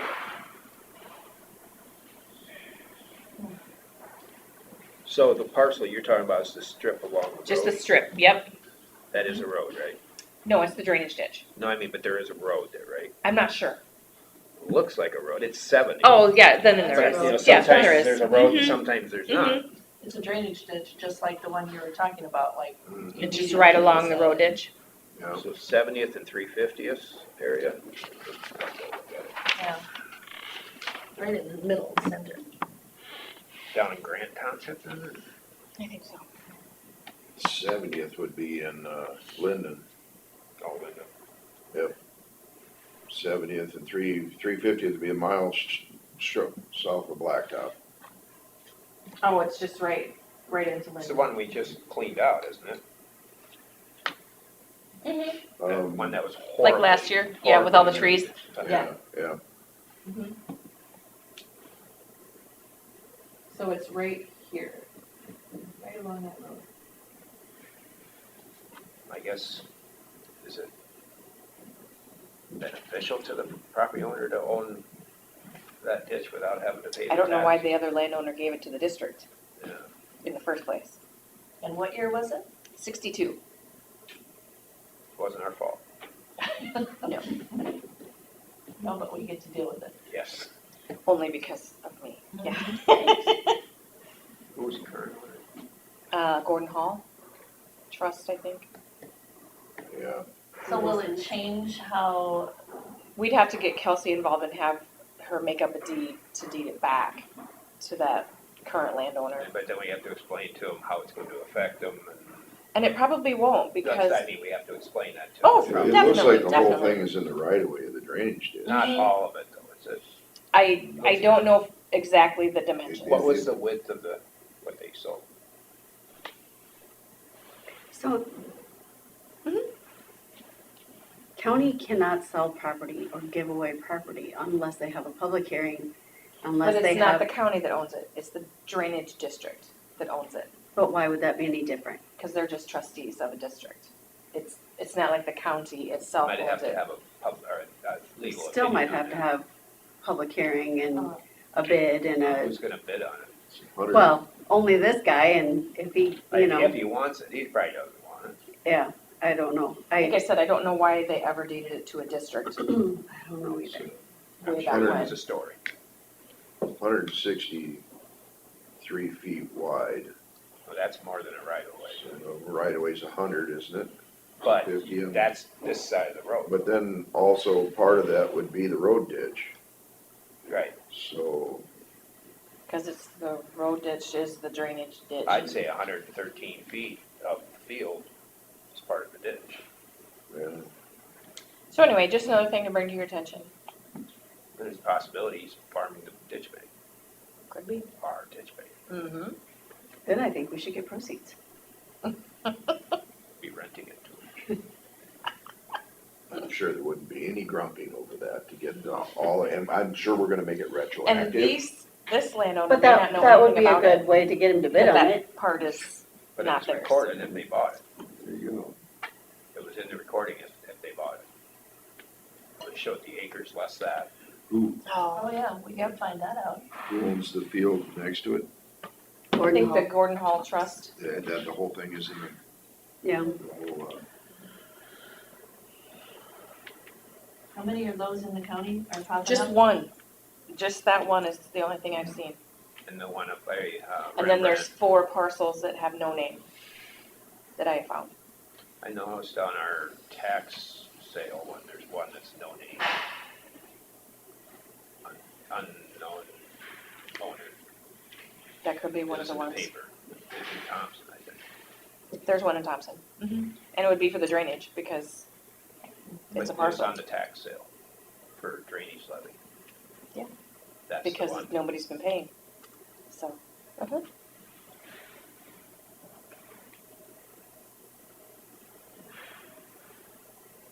So we just need to contact that landowner and just. I don't know. Have a public hearing on it? Probably should find out what it takes to get rid of it first. I can and talk to make a IDEA determination if it's and find worth out. Dealing with or not. Right. it wouldn't, it doesn't look like any of it's being farmed. According to this picture, it's all in the buffer strip or whatever. But somebody's probably collecting But money. yeah, from they the might be buffer getting money on the buffer That's pretty strip. good money. And, Is that for CRP then? Yeah, you get CRP funds for that. yeah. Maybe it's one of those things we need to contact the NRCS and see how they're treated.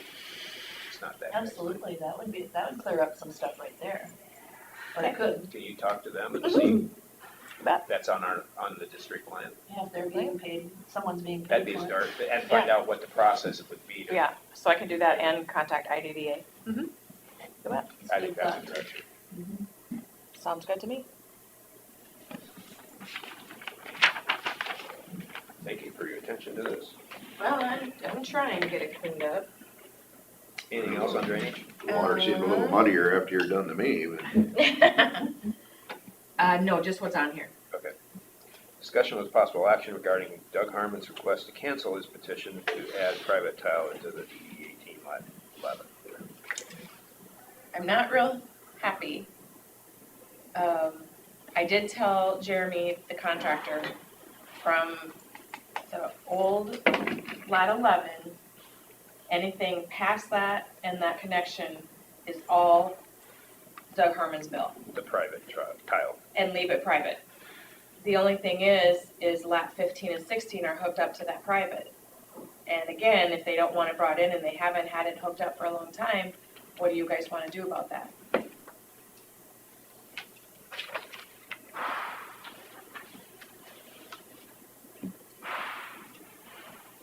Does that consider Lat 15 and 16 abandoned then? Into the tile? I don't know. Private? I don't or, I don't know. so if his private section ends up being in disrepair, we would have to have him be willing to fix it because it's not ours to fix. How do you enforce something like that then? Well, it's when somebody from 15 or 16 is gonna come and say, I want this fixed, and it ends up being a problem with the private tile, that's when it probably would come up.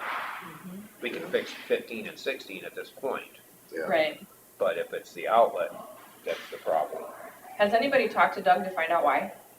No, I was hoping that you were gonna inform us today and know all No, about it. he just said he wanted to take that away. He didn't want the district to have to pay any more fees. Well, then if Because we're you gonna- got complaints from the rest of the people in the district? I don't know. somebody must have some kind of a thought on it somewhere that I can't think of.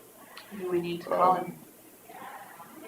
We ought to get more, have him, before we do this, just have him give us a reason, and then we'd have to make an agreement with him somehow that if his private tile ended up being in disrepair and was affecting the other two, that we would have some kind of authority to go in there and, It's kind of the same type of agreement as when Oftedal buried a tile instead of a ditch, he was yeah, responsible. he's The gonna be agreement would have responsible to to take be care that- of it. They would have to pay. I would assume that he's probably wouldn't have any issues with that, but, because he wants it to work. too, What's your I guess. timeline, Chris, on this? Can you wait another week? Oh, yeah, I just Okay. wanted to, I didn't Get know your for the ideas. billing process, I mean, the billing process for this project is just it, Debbie, right? Oh, yeah, I told Jeremy, like I said, to just have that piece be directly billed to him. I didn't wanna have to worry about paying it and get it reimbursed, Right. so I just told him to put it in Duck's. I think we should probably table it for a week, Yeah, get some more information from Doug yeah. and let him know that we need to probably have an agreement. I will call him. You're gonna call them? I'll Yeah. call them, unless you wanna call him. Why don't you start? Okay. I'm thinking, If he has some I'm questions. thinking that it had to have been other people in the drainage district that, Cause that he day, just didn't want them to have to pay for it. I Right. mean, he's a nice guy, you know, or something, maybe, I don't know. I would just love to be enlightened on what great reason they have Yeah. for it. Because We the thought we day, had it It pulled may, on, it may we make thought it perfectly was sense solved. after, it He perfectly would- sense after we hear it, he you know. stood right there and told me Mhm. there, and they were doing it that day. Why would he get it all hooked up and then say no? My thought is if he hooked up to the district tile, And can she he just- can he back out at this point? Cause he has already went through with what he said he. Yeah, I thought it was a done deal too. Mhm. I think we all did. But- It would, you know, Well, let's I is that guess- another IDDA question? Well, first you need to ask him.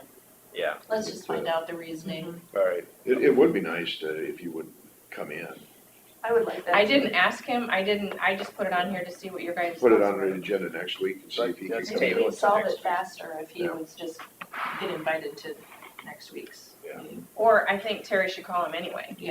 We'll get the underlying. Okay, And if we need to call ADDA in the meantime, Yeah, we can. I'll let you know if you need to call IDDA to. Yes. All right, nothing else on drainage then? No, Did you do the pay estimate for? no. number 9. Not yet. Okay. So we'll table number 8, consider for approval pay estimate number 4 to B&B Farm Drainage for DD 18 lat 11 for $69,216.30. You okay with that, Susan? Yes. So I'll try to make the motion to approve the pay estimate for B&B Farm Drainage for DD 18 lat 11 for $69,216.30. I'll second it. You got a motion from Smith and a second from Jensel to approve pay estimate number 4 to B&B Farm Drainage for DD 18 lat 11 for $69,216.30. All those in favor say aye. Aye.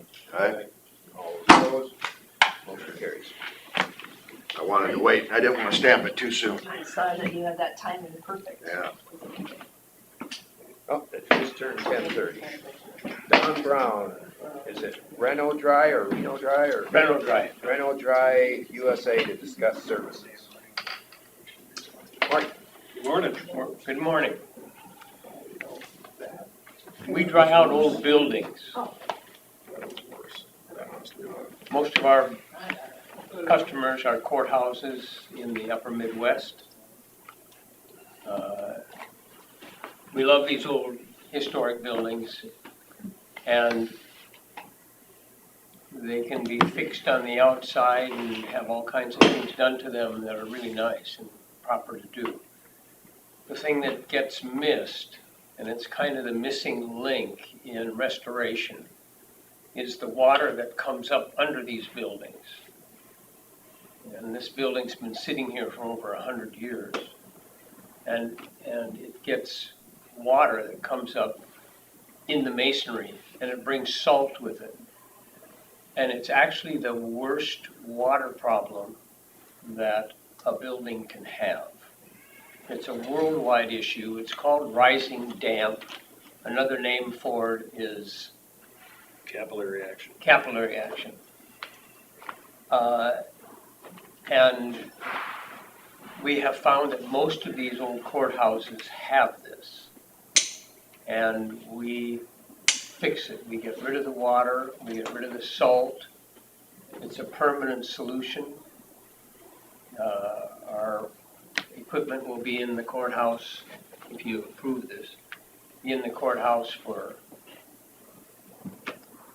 probably 80 to 100 years. We don't know how long it'll last, but it's logical that it will last that long at least.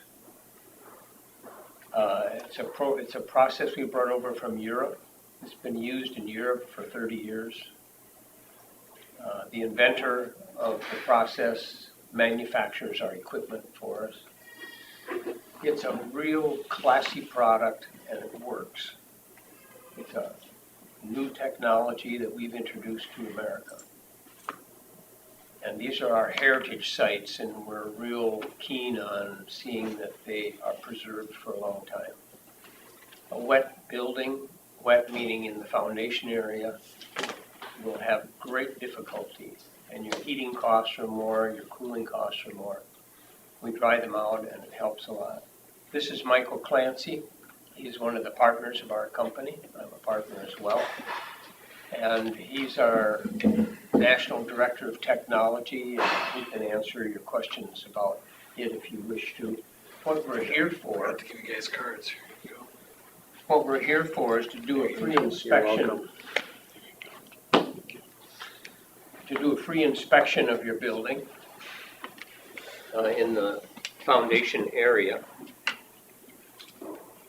And we'll do a full report for you with pictures and send it to you, send you a cost estimate.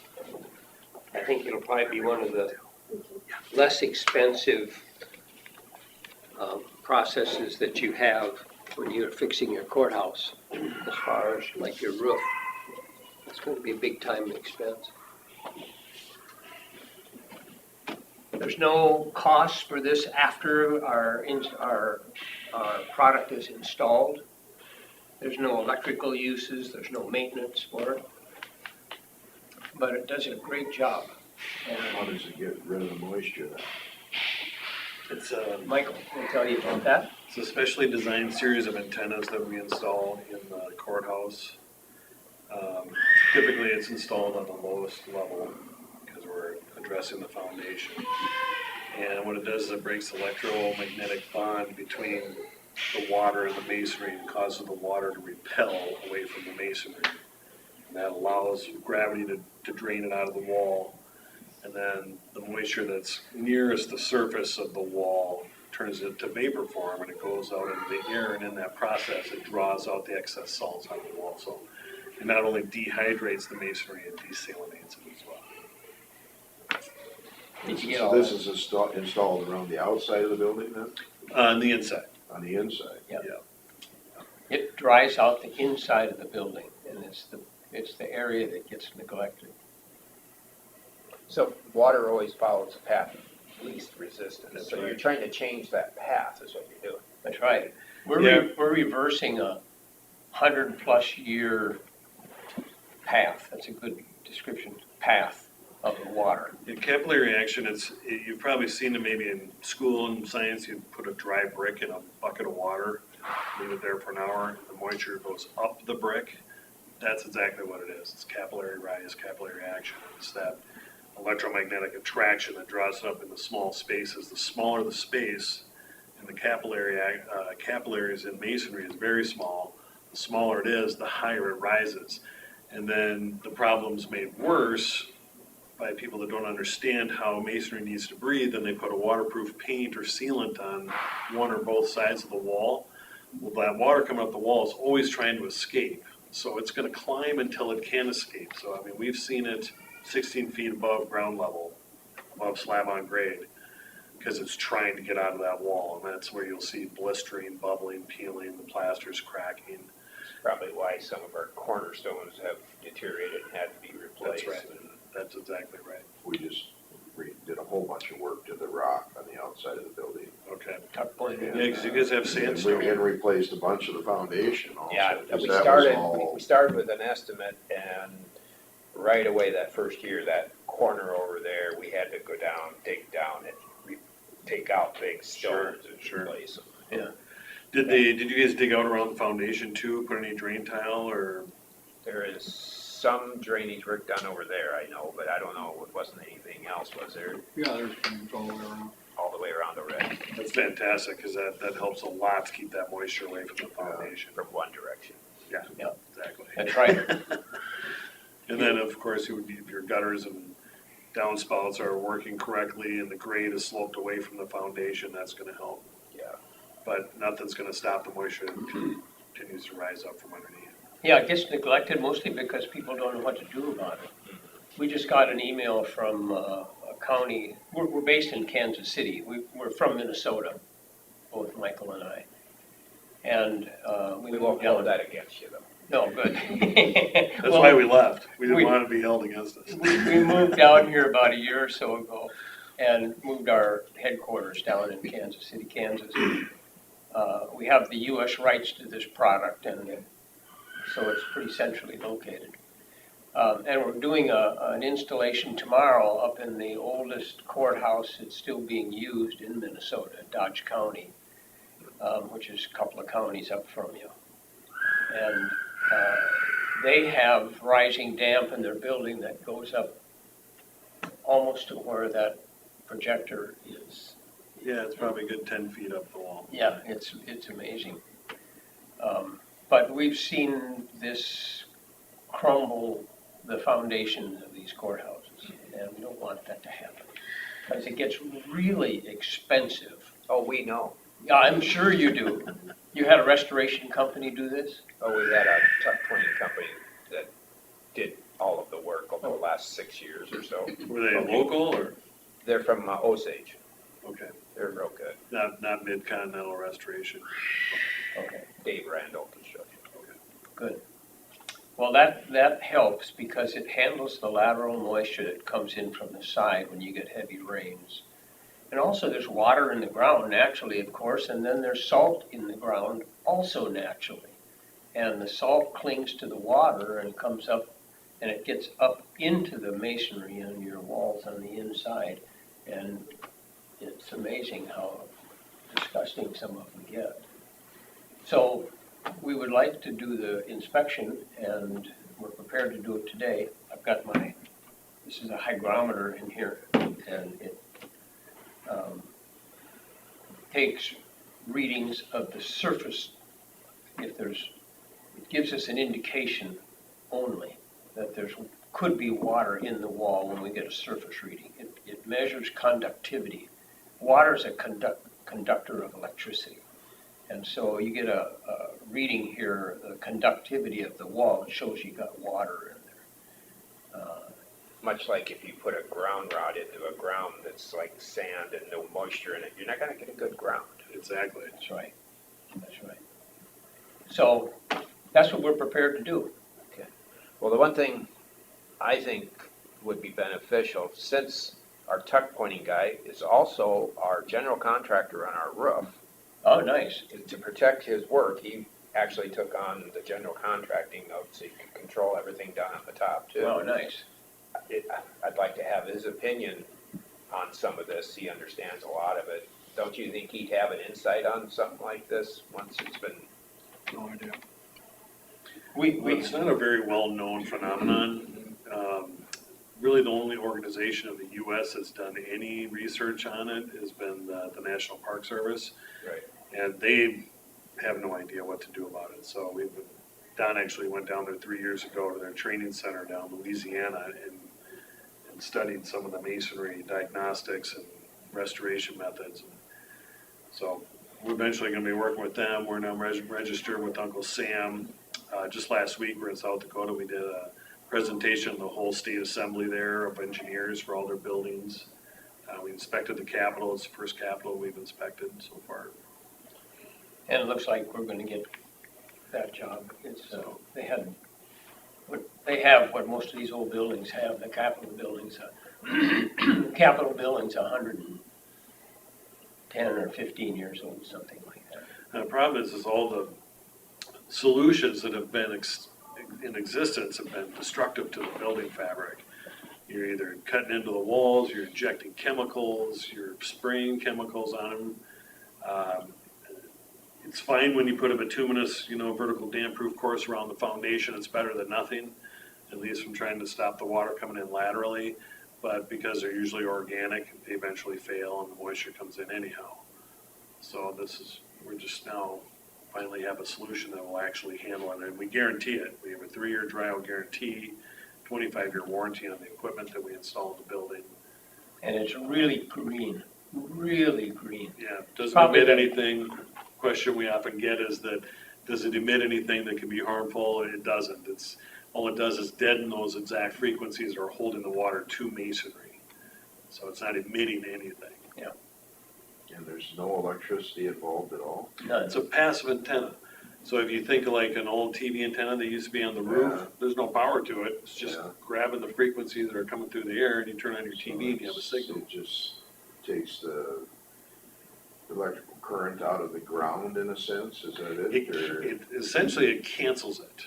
So there's very specific frequencies the engineer discovered that are holding the water to the masonry.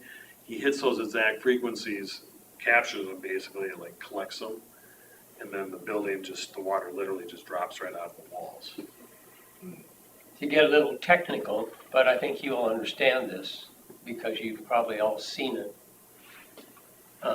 If you take a pencil and you dip it in water and you bring it out again, there'll be a drop that hangs onto the lid.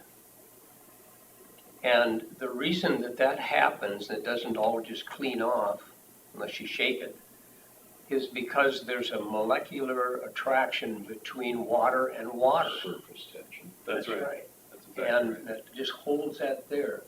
So you're getting down to where you're talking about molecular things when you're talking about this.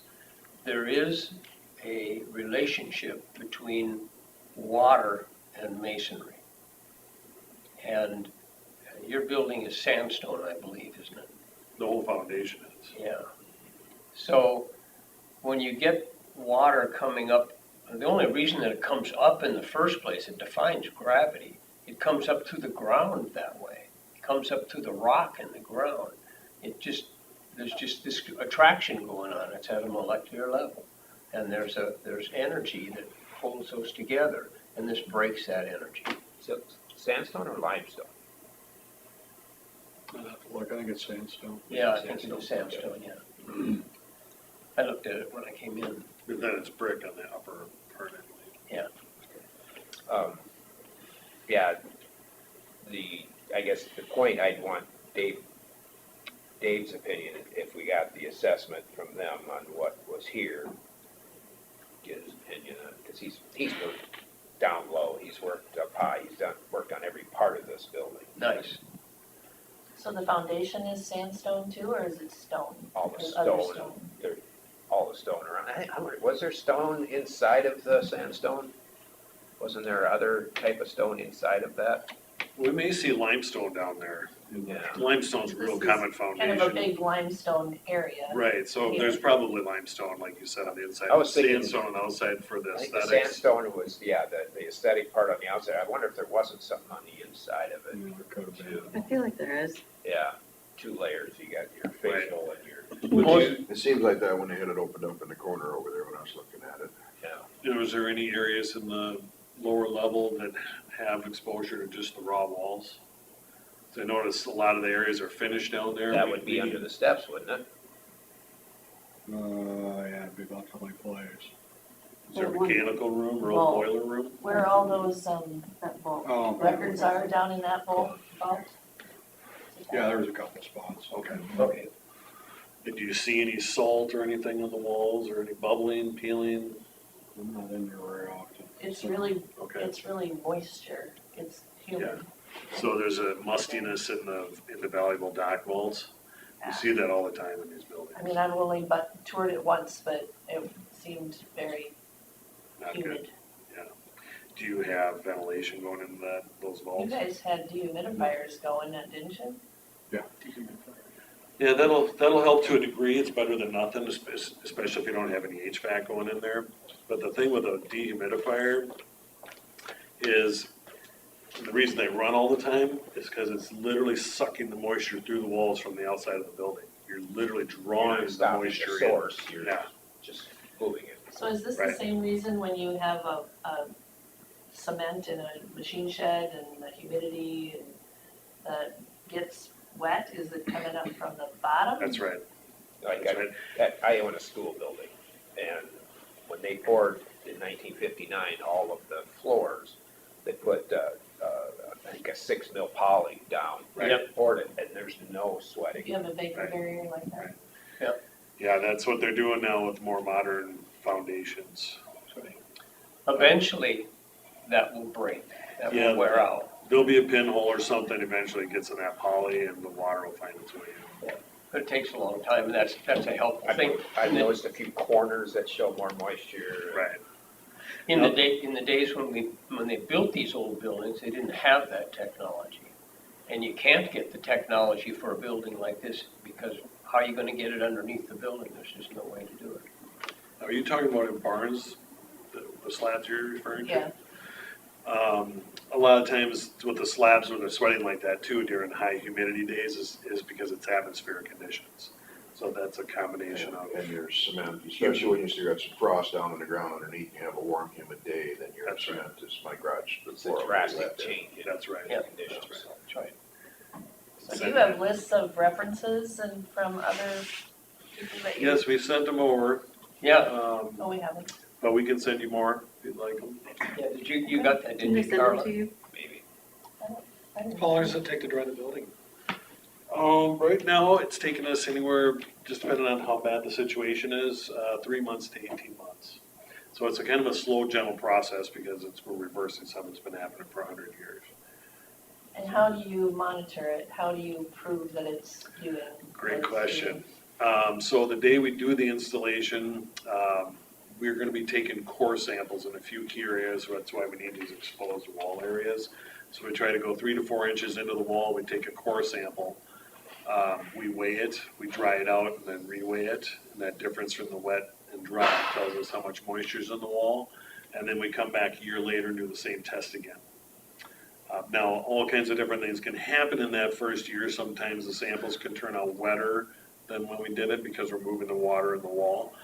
So we come back at 3 years, and usually at that point, we turn it over as certified dry. If you've had, sometimes we have really wet years here, rain-wise. Does your water table come up? That, yeah, and that will affect whatever your results there would be, wouldn't it? Because if there's a lot more water to be wicked up,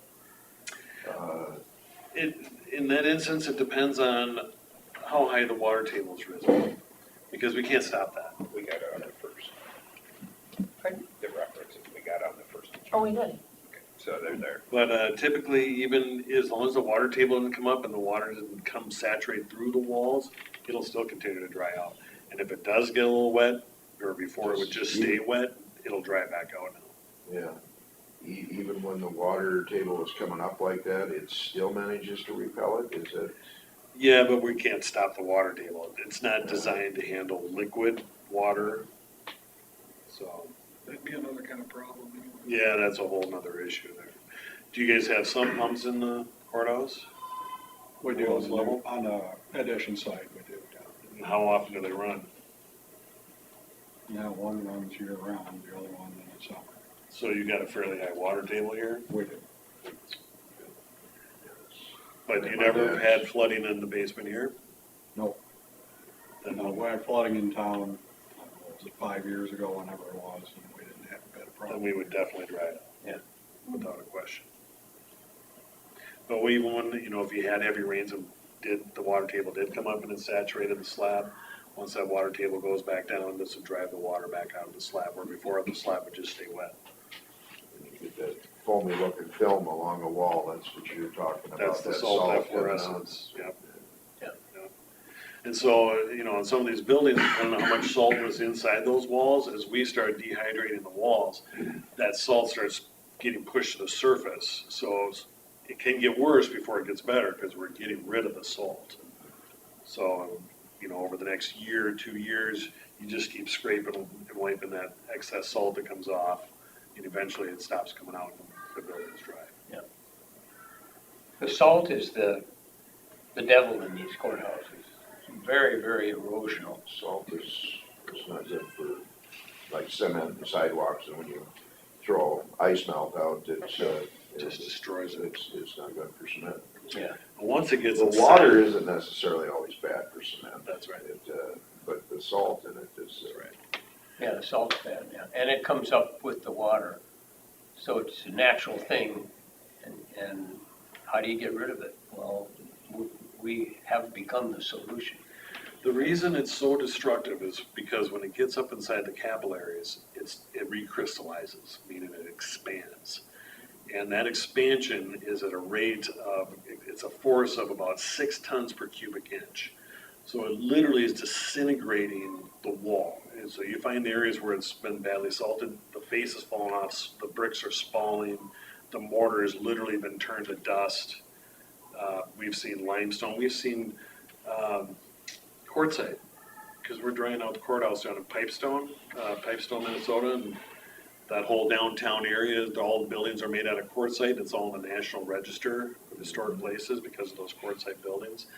But we were inspecting those buildings and we could scrape the quartzite with our fingernail. The salt had impregnated it so bad. And quartzite's harder than limestone. It's really tough stuff. So it doesn't matter what stone we're talking about, the salt will destroy. Yeah, it's amazing. We've seen salt destroying metal. We were in a courthouse recently and they had a big metal. The old boiler base. Yeah, and it was just rotting to pieces because of the salt. It was salt efflorescence all over the floor and all over that. So salt's a nasty stuff, and we expose that salt. A lot of it goes down through the capillary system and back into the ground again with the water. But the stuff that comes out of the wall will leave efflorescence. You'll see that down in your basement, and you just brush it off, clean it up. You guys know Sioux County over here in Orange City. Was it 3 months ago now? Yeah. 3 months ago, we installed our system in their courthouse. They have the worst salt problem we've seen in any courthouse we've ever inspected. It was an inch thick on the surface. Yeah, it was really something. Those people are pretty salty. They are. We've never seen. I know a few. We've never seen anything like it, so they're anxious to see how it works. Too. Yeah. So what's the average cost of something like this? We do it by the square foot, and just depending on certain different factors, thickness of walls, how many walls we have to penetrate, how much ductwork you have in the building determines if we have to put multiple units in. So at this rate, it's been between $1.50 and about $1. Yeah. $75, $80 a square foot. How big is your footprint here? Do you have any idea? Total building, oh man, you're asking me something, I thought about it a long time, 20,000, I think. It's on one level. Is that including the new, is that the sheriff's building over here that's attached, the newer portion? Oh, yeah, I think that would be extra. So you're just talking about the original courthouse foundation? You know, I'd have to go pull some notes before I can tell you. I can probably measure it out. Because otherwise they do like a Google Earth satellite Yeah. measurement on it. Our county website can measure the building. Okay. Yeah, just the footprint, square footage. You're looking somewhere between 30 and 50,000, depending on what the actual square footage is. If I get $1.50 at 20,000 square feet, it'd be 30,000. I don't know if the footprint's that big on this No, building. No, it's not. I mean, maybe all the floors, it could be Because it that. wouldn't be Yeah, you're talking about the the new whole. part at all, Just, right? just the perimeter. Yeah, we just want to know the basement level square footage. Yeah, Yeah, that, So, I mean, my guess is we're probably under 15 Yeah, I was gonna say 8. dollar wise here I in mean, this area. square feet. I would guess this is about 8,500 square feet, just rough. Yeah, I don't even know if you'd be 10,000 on the footprint, just Yeah. looking at it. Yeah, I don't think so. Unless there's more behind that we can see from the front. no, No, it's just, that's the new addition. What year was that built? 2001. Okay. Okay, so it's real new, Yeah. relatively speaking. Yeah. Does it benefit, though, to do a new addition as long as you're incorporating it It does. anyway? It does. We got that question from the state engineers last week in South Dakota. The thing is, the reason we're starting out with historical buildings is because the problem's already in the building and we can show you that we're drying it out. Where with a brand new building that doesn't have the issue yet, you're doing it as a preventative measure because we can't prove to you that we're drying anything out because it isn't wet yet. But we can essentially guarantee that it'll never get wet if you put the system in. That's right. So As long as, as long as our system is in the courthouse, and as I said, it should last 80 to 100 years, that's just a guess, but if there's no moving parts, it shouldn't wear out. Rising damp will not reoccur in the building. It'll keep the foundation dry, except the lateral, any lateral moisture comes in or high water table, but once that goes away, it will dry it back out. I'm estimating 8,100 square foot. 8,100. Right. Yeah, that's what it looked like. So, I mean, you're less than $15,000 to dry this whole building up. So I'm assuming to just add on the additional one would just, it'd be the time to do it if you were going to do it. It would be. It would be, yes. We have, This- there's a this number is of court, 8,100 for everything. Oh, for the new part too? for the new part too? Yeah, I just did a perimeter, Oh, Oh, and okay. it was 8,100 Oh, no before, kidding. but I didn't exactly follow all the full jobs. No, that's fine. Yeah. We're just looking for an approximate. Yeah, we approximate. We've done a lot. These old courthouses, most of them are on the national record, yours is too. And, but you have to have, especially with the sheriff's department, when you've got all the electronic gear, you have to have a more modern facility. And so many of the courthouses have a similar addition to what you have, but we have put devices, in fact, we found rising damp in some of these newer buildings because the situation is so acute. Well, the one example is Pipestone County Courthouse. They put their sheriff's building just like you get. Did That's you not say it's the sheriff's or is it? No, it's We have a not. separate building for the Okay, sheriff. okay. Well, anyhow, on theirs, it's a sheriff's building. It's a newer building. I don't think it's as new as yours. I think it was built maybe in the late 80s, early 90s. Yeah, I think it was 87. And they didn't, like you said, have a problem yet, but but they still wanted the system put in there, so we did. And it was just, 5 months, maybe 6 months later? Yeah. The facilities director said they thought the sheriff's building had gotten vandalized. We're like, why? And is that because all the brick had a coating of white all over the surface, and then it rained the next day and washed it all away.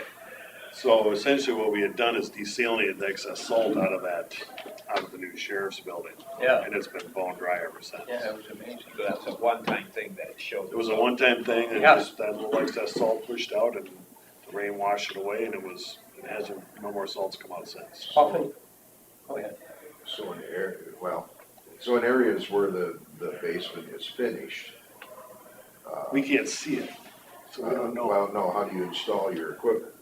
You just. Well, it's in a unit, it's about this big, and we basically hang it from the highest point in the ceiling, either on the lowest floor or this floor, and it's contained. There may be one or two or three in the building, depending on the ductwork, and it just stays there and it hangs there from the ceiling. It's not installed. There's nothing's in the ground or in the wall. That's right. It's all. I have to ground it, so it doesn't build up any static charge, but that's about the only thing I have to do. So do we have ductwork?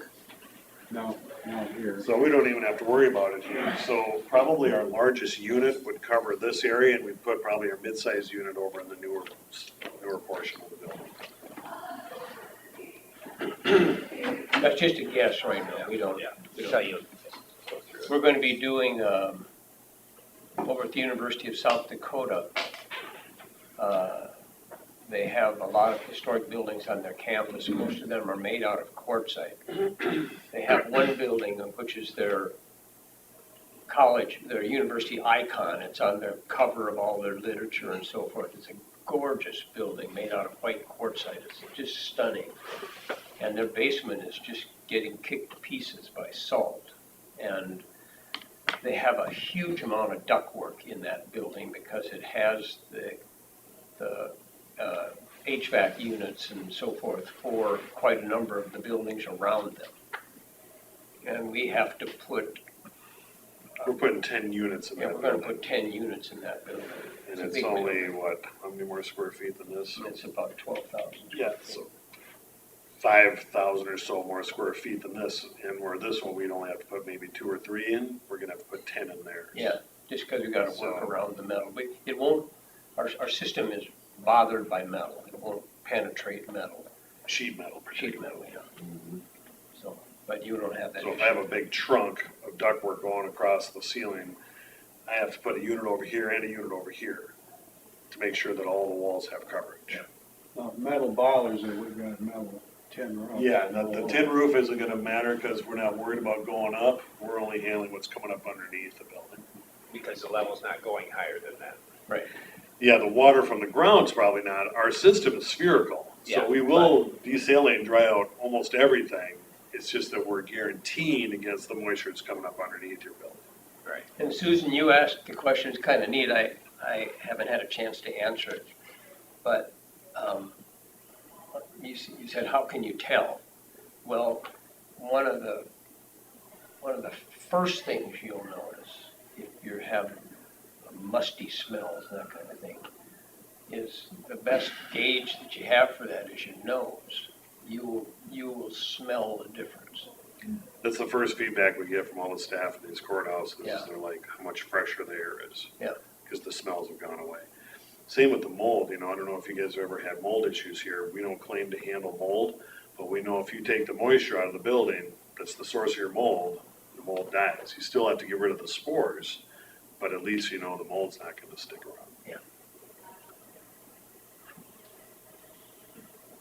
So did you have a chance, Carla, to contact any of the references? No, I have not. Okay. So you can call any one of them. Yeah. They'd be happy to tell you how it's working in their courthouse. We're down in Taylor County. It's one of the first courthouses we did in Iowa. It's been in there about a year and a half now, and they're just tickled pink. You should have seen how bad theirs was. And so we talked to Bethany. She'll tell you. How long does it take to install a system? We should be able to do it in a day. I mean, maybe two if there's any What challenges. do the units look like? Well, let me show you a picture. Do you have one? Is there a picture on one of your flyers there? No. So it's 2 central units and then there's perimeter something. Well, it's just in a big case that the antennas are inside of. It's about this color, the color of your wall there, just maybe a little bit lighter than that.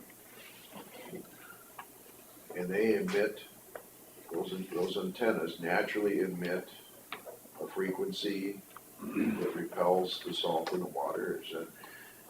The frequencies are already present in the air, so in the vicinity of it, it's capturing those particular frequencies that are holding the water to the moisture, or to the masonry. That attract it or whatever. Right, so that's Barton County Courthouse down in Missouri, and we just did an installation. That's our biggest unit that's in that courthouse. So that's 2 feet by 2 feet. It's 2 feet wide by 2 feet tall. Let me see if I can put it in better perspective. Just to kind of get a perspective, that's an archway that you can walk through, and it's probably the bottom of it's hanging about right there. So, but those are lower ceilings because we're in the very basement of it. So, but Interesting. so that's our biggest one, and Yeah, there's our smallest one, it's about like this. this is also in the Barton County Courthouse. This one's. That's it right there. That's our medium-sized one. It kind of looks like a beehive. Everyone goes, "Oh, that looks the beehive." So, No wiring or anything, so they're awful easy to install. yep, there's no ongoing maintenance costs with it. The nice thing too is once the building's dried out, any type of restoration, renovation work you guys do with the masonry in particular, or any type of cement plaster work or painting, now it's gonna last. Down in that area. It's not gonna keep bubbling and peeling and cracking on you as long as you never use a waterproof paint on any of the masonry walls or cement plaster. It's all gotta be breathable. These walls have to be able to breathe in and out from the outside to the inside. It's one of the unique things about these old historic buildings. They really, really knew how to build buildings. They don't build buildings like this anymore. And they knew about how you blend the mortar with the pH value of the stone and the concrete. They were amazing craftsmen. They I'm built guessing this the mason guy that you guys had do the retuck pointing and the stonework, he probably knew that, was Yep. matching the pH, he made sure he had the correct mixture of lime in that mortar so that it would bond with the existing mortar that was there. Because if you don't, the mortar is gonna fail. And you'll see within 5-10 years, it's starting to crack and fall off the wall again. And we've seen other people that didn't have any idea about that, putting concrete, Portland cement in as a mortar. And it's also the worst thing that you can do for mortar, because the stone behind it, if the rising damp is not handled, will deteriorate and leave this kind of a skeleton of concrete. And up here in the northern climates, when we go through such extreme temperature swings and the freeze-thaw cycles, those all expand and contract at different rates, so eventually it all just falls apart. Yeah. So, We don't want that to happen to these old buildings. we want them to be here for another 100 years. Don and I are both veterans, so we've served our country and we're continuing it. We want all these old courthouses and capitals to be around for another 100, 200 years. Yeah. So the process would be you would go through it today and test it and give us a report. Right. We'll take photographic evidence with readings on the hydrometer, so you guys can look at the actual damage that we found, and make a decision from there. How many places around here would you do it then? Whatever the exposed walls that we can find, you guys can show us in the basement, we'll take readings off of. Is there enough of them, you think, Kevin, that get around quite a bit or not? There's only 2. It's not like an exterior wall in there, that's got more of them. Only a couple places it's got an exterior wall from that. Well, hopefully we find something, How about on the addition? Yeah, we can do that in the new part. We would rather, Stairwell way over there in the southeast corner, is that exposed? The what? The stairwell or whatever in the Yeah, south? we can go down to basement, yeah, that's an exterior wall. yeah, we're looking, exterior walls are fine, but that's influenced by humidity. rainwater and stuff coming in.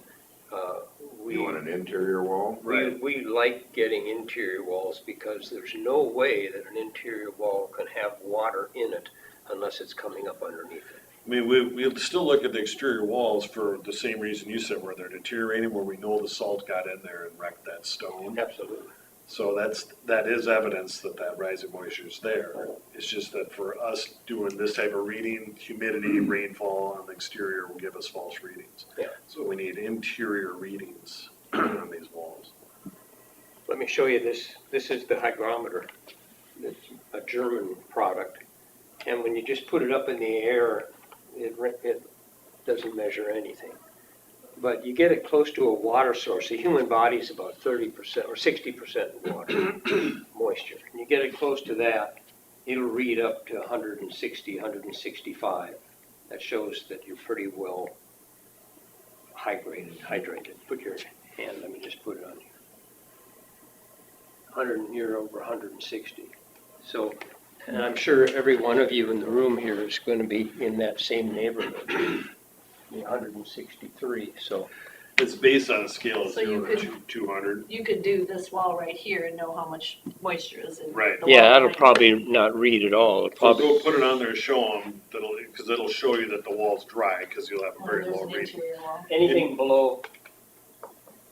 anything below 70 is dry. This reads 39. So anything below 70, that's an acceptable level of moisture. When it gets up over 70, then we get a little bit of alert that there's maybe some moisture here. When it gets up to 100 or higher, we know you got a really wet wall. We've seen readings in some of these courthouses where the readings will get up to 140, 150, almost as wet as the body. We've seen some that have been over 160. They're as wet as the human body. So a wall like this, it's accurate reading as long as it's not waterproof paint. We'll get a reading through a waterproof paint, If it's blistering and peeling, because we can see the moisture bursting through it. Yeah. Otherwise, you're right, if there's no evidence of it rupturing, we're probably getting an atmospheric or humidity reading from the room. And that's about right, it's about 40-some% today. Yeah. Yeah. Waterproof paint seals the wall and it keeps the water in. Right. And when you've got the water in here that's trying to get out, evaporate through the wall, it'll keep climbing until it finds a place. That's why we've seen water in walls that are All the as way high to the as ceiling. 60. But that's where they stop painting, it goes up in the ceiling and then it exits out. Yeah. But like here, I don't know if there's paint on the other side of the wall in the safe or not. Well, when you're in the upper levels of a courthouse like this, the chances of you having rising damp is just about zero. We have seen it come up to the first floor in some buildings like Martin County. They had When you have a basement, if it was a slab on grade, that'd be different. so. Well, I'm in favor of at least having it tested, Yeah, it'd be interesting to know, I guess. get a report and what it would take. It's not like, sleep apnea tests when they go in. I have only, of the hundreds of people that I've talked to that have sleep apnea machines, I've only heard of one person coming back with a negative test for one. I know, it's not the truth. Yeah, Everyone's got it's it. just like, it don't matter who you are, you've got it. So they sold another machine. But, Well, we so, the Kansas City snake oil salesman here, it's, Well, it's one of these things, you always get the pitch, is it too good to be true, and you gotta be careful of those. Absolutely. That's why I want to analyze this and see. We were up against that for these first 5 years. Luckily, we found about 30 courthouses that believed us, took us at our word and tried us out. Now they're our references, so Yep. you guys can call them. well, and for the money that we've invested in this building already, you'd be silly not to at least explore the option to Right. maintain for the future, so other supervisors don't have to go through what we have, That's right. so. One other thing we have found is that if in your foundation area of your basement, if most of those walls are covered, but you have just a few areas where the old stone is exposed, which is what we want. If we find rising damp in a certain area, we know that it's real high possibility that the rest of the courthouse has rising damp as well. Right. Because rising damp won't come up only in this one spot. It just indiscriminately comes up, period. And that's just the way it works. I solved my dad's problems, and he's got a house that's almost 100 years old now. It's over 100 now. Okay. And his old foundation, and it actually had that on the walls, that The white stuff, calcium looking stuff. Yeah. That white. efflorescence and Yeah, stuff. and I beat a hole in his floor and put in a sump pump, and that seems to have taken care of the musty basement. I mean, granted, there's still a dehumidifier down there running, but that seems to have taken care of all the problems. It's just putting, Just getting rid of the water. yeah. That's all it is. But it doesn't get rid of what you're talking about. Right. So it's, Yeah, you did drastically improve it by doing those things you just did. And if you could put drain tile around, that helps too. But it's never gonna stop the moisture, just keep coming up. Yeah, it just keeps coming. It's just a natural thing. I also got really lucky in where I beat the hole in the floor. There was actually a tile going underneath my house. Is that right? And Oh, you in the city or are you? no, we're in, on the very edge of town, and actually there was a fuel barrel fuel barrel and a pump in the backyard, and that tile ran right by that, and I could smell gas. Oh, boy.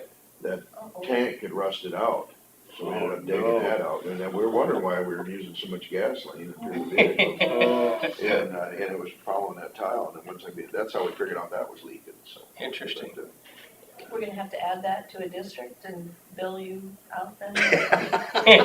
I'm pretty sure it's a private tile. It's a private Private tile. Well, I think we've all Interesting, met thanks. You're welcome. So where would you like us to send the report and the estimate to? I suppose to the auditor, or Okay. Kevin, and probably the auditor, she'll just shoot it. Then she'll, Do you have a card or email we can send it? Or Yeah, I've you've got- already sent I've over? got her Okay, email, yeah. okay, great. They say we've gotten Or maybe you forwarded it to us. I did forward Yeah. it to you. That was on the first. You're the first one, we've done lots and lots of courthouses. We got Tennessee and all of Minnesota and Dakota, so you're the first one that asked for references before you even met us. I thought that was quite good. That's Carla. Are you saying Christy Nome didn't ask for references? No, because luckily we were dealing with the state engineers. Oh, I'm sure she would have otherwise. Yeah. Yeah. So we'll go ahead and do our inspection. all right. Thank you for taking the time to see us. Yeah, that's Appreciate nice it. that you did. I'm always interested in new things that seem like they shouldn't work. That's what Because this sometimes is. they do. Yeah. Thank you for your service. Definitely. Thank you, Oh, I appreciate that. Yes, thank you for that. Thank you for thanking me. I was 5 years Navy and he's a Marine. Okay. Navy. Well, awesome. Oh, I don't trust guys in the Navy. I didn't My either. scuba diving instructor was a Navy diver, and he said that he wasn't gonna pass me because I couldn't do the 30-minute free float, because I kept sinking. He told me I had to quit treading water, so I had to prove to him, so I told my brethren I sank to the bottom of the pool and just sat down there. He bet me $20 that I'd float if I took it. He welched. $20. I sat down there for well over 2 minutes. Oh, my God. Wow. I used to be able to hold That's my breath for a impressive. long time. That's I can awesome. see that. Yes. Wow. Yeah. You ever play Sharks and Daisies with you? Sharks and daisies. That was part of this rescue swimming training where they would, 2 or 3 instructors would come and they'd literally jump on you and basically try to drown you. Oh, yeah, no, yeah, he was ripping the mask off, Yeah. and you shut your valve off on your tank. That's and right. all that stuff, yeah. That's Sharks and Daisies. Okay, I didn't, if it was called, if he said it was Sharks and Daisies, I don't remember that. I do remember him watching though. Yeah. He didn't want to warn you too much. Yeah. Well, thank you very much. All right, yeah, thank you guys. Hopefully we see you soon. Yeah, hopefully you don't find anything. Well, I'm guessing they will. Oh, yeah. We did in Iowa, there's one courthouse that we looked at in Iowa. it was all That limestone. was dry. Is that It right? was dry. Yeah, we couldn't find, there was just a little tiny bit at one little spot, and it wasn't enough to. The old jail sitting over there, if you can get the moisture just out of Yeah, it. I may have to give your card to the gal that's buying that from us. She's- Okay. She's gonna put compartments in there. That's got some real Okay. moisture problems in the, I'm In the sure it basement, does. yeah. That's Well, we're another- drying out the old jail in Osceola County. Yeah, So you could call the auditor or the That's right, supervisors over there and they'll tell you what happened over there. You wouldn't believe that jail when we started. oh, yeah, it was disgusting. Osceola, that's where, the supervisor that's on the northwest, or the, So feel free to call them there. I don't know if they're on that. I know one of the reference list or not. supervisors, we're in a mental health region together, so. Oh, I see. Rochelle is the county auditor, All the and she will be glad to. payroll claims. All right.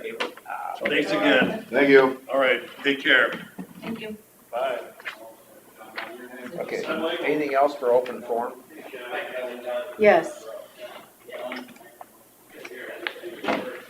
Get rid of this stuff first.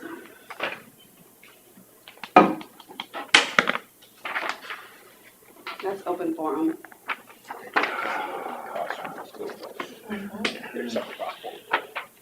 But there are external problems too. She's back.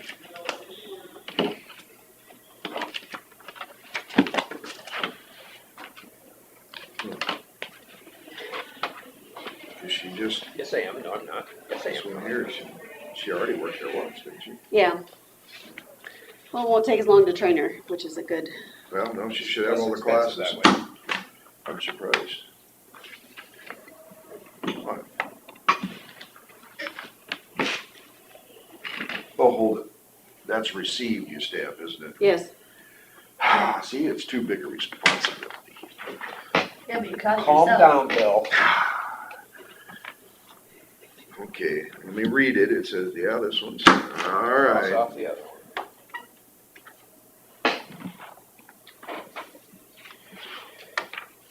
Received.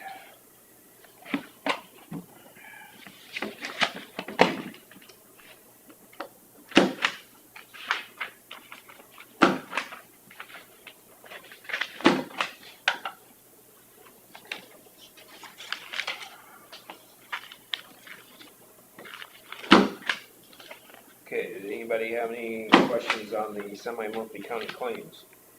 Nope. Entertain a motion to approve that. The motion to approve the semi-monthly county claims. I'll second it. A motion from Smith and a second from Jensvold to approve the semi-monthly county claims. All those in favor say aye. Aye. All those opposed, motion carries. I did have a question on one of them, but it was for the jail. And he's not here to answer The this. food?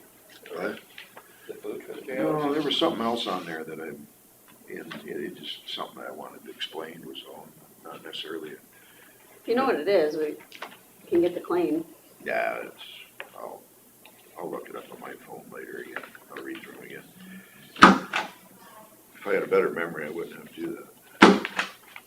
Why is it you can remember you saw something, but you can't remember what it was? You know what I do? I take a picture of it. I take a screenshot of it. Oh, That's you how know, I that's not a remember bad everything. idea. I can't do that right now. Uh-oh. My camera on my phone quit. No kidding.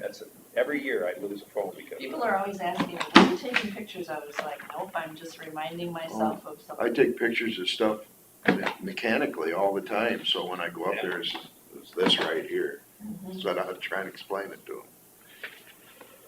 So I'm due for a new phone, or I might try this, just take it to get fixed. I like this one. Not gonna get fixed right away. I've never heard of a phone having the camera die. I had 3 Google Pixels do that. So I went to a Samsung S8 and now that's done it. Really? I've heard of phones I down don't think for- it's hot in my back pocket or what. Or if there's, I'll leave that one alone. I was gonna say, or is there some kind of residual effect on it?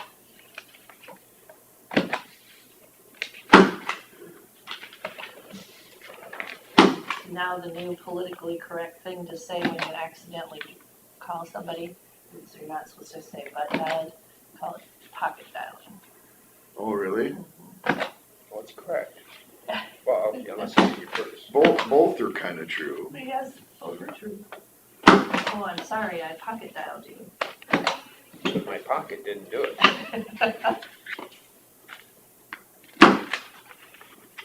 Well, Carl, my wife does not have a car like yours anymore. She got rid of her Escape. She traded it down here in Fort City Ford. What'd she get? Maybe I'll have to go get one like her. There you go. She wanted something unique, because everybody has a Escape, she said. She got a 2018 Mazda CX-7. Oh, Pretty much Oh, the I've seen same those. thing as an Escape, only it's got the Mazda look. okay. Same size and everything. Well, she won't have to worry about me getting a Mazda. I'm Yeah. kind of a Ford girl, so. Well, she bought the 100,000 mile warranty on it, so she doesn't have to worry about that. See, she Nice. racks the miles up. She has a little less than 6 years, and she had What's it cost to get a 142,000, 100,000 mile warranty extra? 2,200 out here. You go to a bigger dealer, and they'll charge you a lot more, but it was 22 something for 48 month, 100,000. Who sells She Mazda? bought it You with sell Mazda? 26,000, so it'll have 126,000 miles on it before the warranty. That's not a bad deal at all. They sell Mazda out here? No, he got it in on trade. Oh, a trade-in, all right.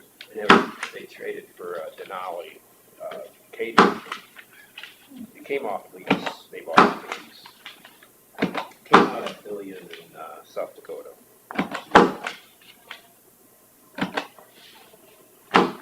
Really pretty blue metallic.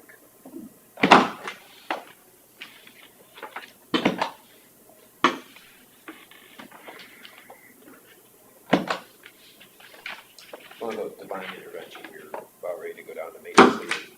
Got a Cadillac down there, it's been sitting there for a couple of years. This came up on the internet this weekend, on Friday.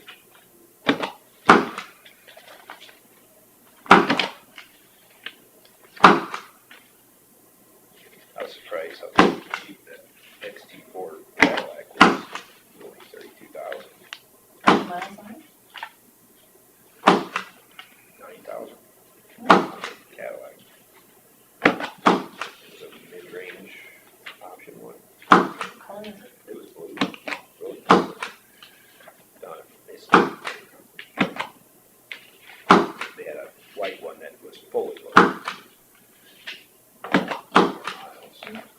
places say they can't get trades, can't get cars, Yeah. can't get lots. They're telling you that so they can charge what they want. Everybody's saying, well, there's no used or new 3/4 tons on the market. I've seen them all over, just not very many of them. So they can charge whatever they want.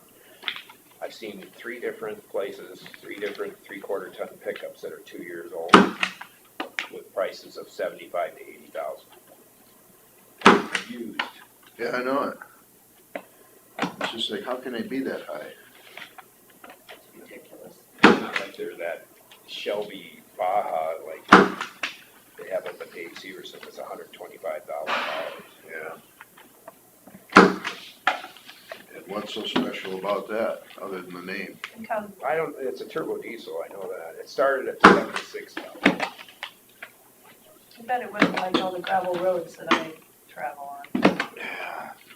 Maybe the rocks wouldn't get that high, because it's got a lift kit. Oh, yeah. 2 spare tires in the back. Roll bar.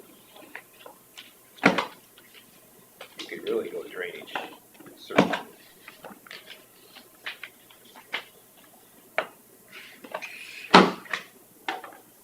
Well, I finally own my land.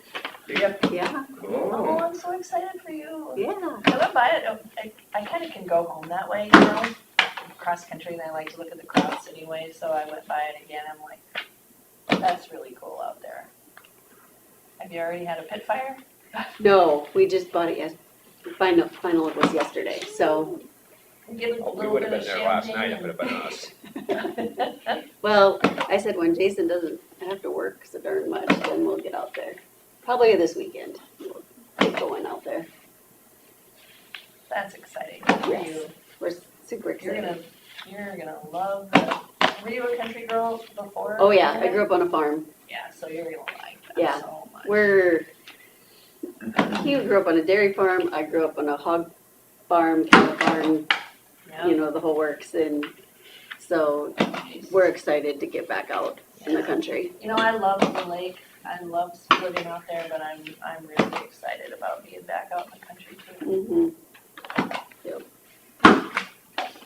Have you priced log homes? Have they gone up like everything else? I would guess. I priced timber ones before I decided on doing SIP's house. Timber Sips house, what's timber that? is expensive. Yeah, I need to sit down with you and your spreadsheets. SIP structurally engineered panels. Oh, okay. The only drawback that I've been able to hear from people is sometimes the electricians kind of fight with it because it's a panel and it's styrofoam and then it's panel and they're actual structural, you know, so they don't need interior walls and that kind of stuff. So you have more, Can you put conduit in it? it comes with runs, Okay, but you have to have that really designed in. right. Because they'll put the runs in at strategic where they would normally be in a house for plug-ins and up the wall where a switch would be. So Those if are you already want, you there. want an outlet for a TV up here, you're gonna have You have to make sure that they know that. Because if they don't, then the electricians have to go in and ream that out somehow. to start cussing. So, Sometimes they don't come back.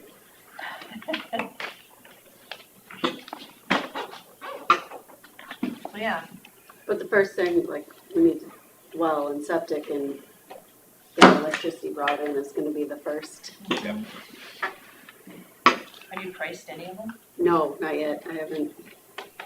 Yeah, just get together with. We got some like verbal estimates right away, but nothing I concrete. put my own septic in. That's doable. Yep. I have friends that do their own septic too. Got my finger under it. Put in the leach field and the whole works, did you? Did mine and my dad's. Yeah. Mine was big because we have too many bathrooms. Oh, We have 3.5 bathrooms. Mm, There's a lot of room.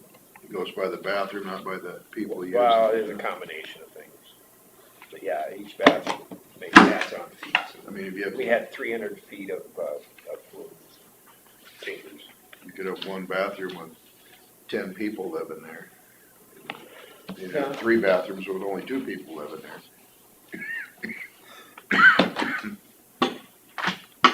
But I'm happy with my system. In the spring, I can tell where the chambers are. So, greener, It thaws faster oh, there. it thaws faster. And it greens earlier and grass grows faster in the spring. One thing that I was surprised that that they don't really suggest anymore is the heat, Geothermal, geothermals. really. There's like saying that they're really not paying off Hmm. in the long run. That's Because I had interesting. space for it. And then there's one that you can use a pond and you can shoot it out to the pond. Pump and dump. Pump and dump. That's what Mike Collins always had. Yeah, and so there's that too, but You they're should, kind of like, you should ask him how his went. I know he had is it bad? an Or- equipment problem, The one, but I think other than that, he likes it. I think the they're one just for finding solar. that there are other things that are, Better. more efficient And cost efficient. and cost efficient, and you don't have to use all that space. the one I stamped on for silver. Is that the sheriff or the Jail. jail? Let's see, we got one here from Iowa Law Enforcement Academy. That'd probably be, Brandon, It says reference silver though. oh, they probably did Update. the mental test. Oh, I gotta update that. all right. MMPI. So what, did I read that other one wrong? And maybe it was the sheriff's department, maybe she should become a deputy or something. I couldn't remember hearing where from here. Can I make a motion to approve the payroll claims? Certainly. And I'll second it. On a motion from Smith and a second from Derby to approve the payroll claims, all those in favor say aye. Aye. Aye. All those opposed? Motion carries. I believe we're done with the agenda. Stand adjourned. All right. You know what kind of roof they're putting on in Leland Church?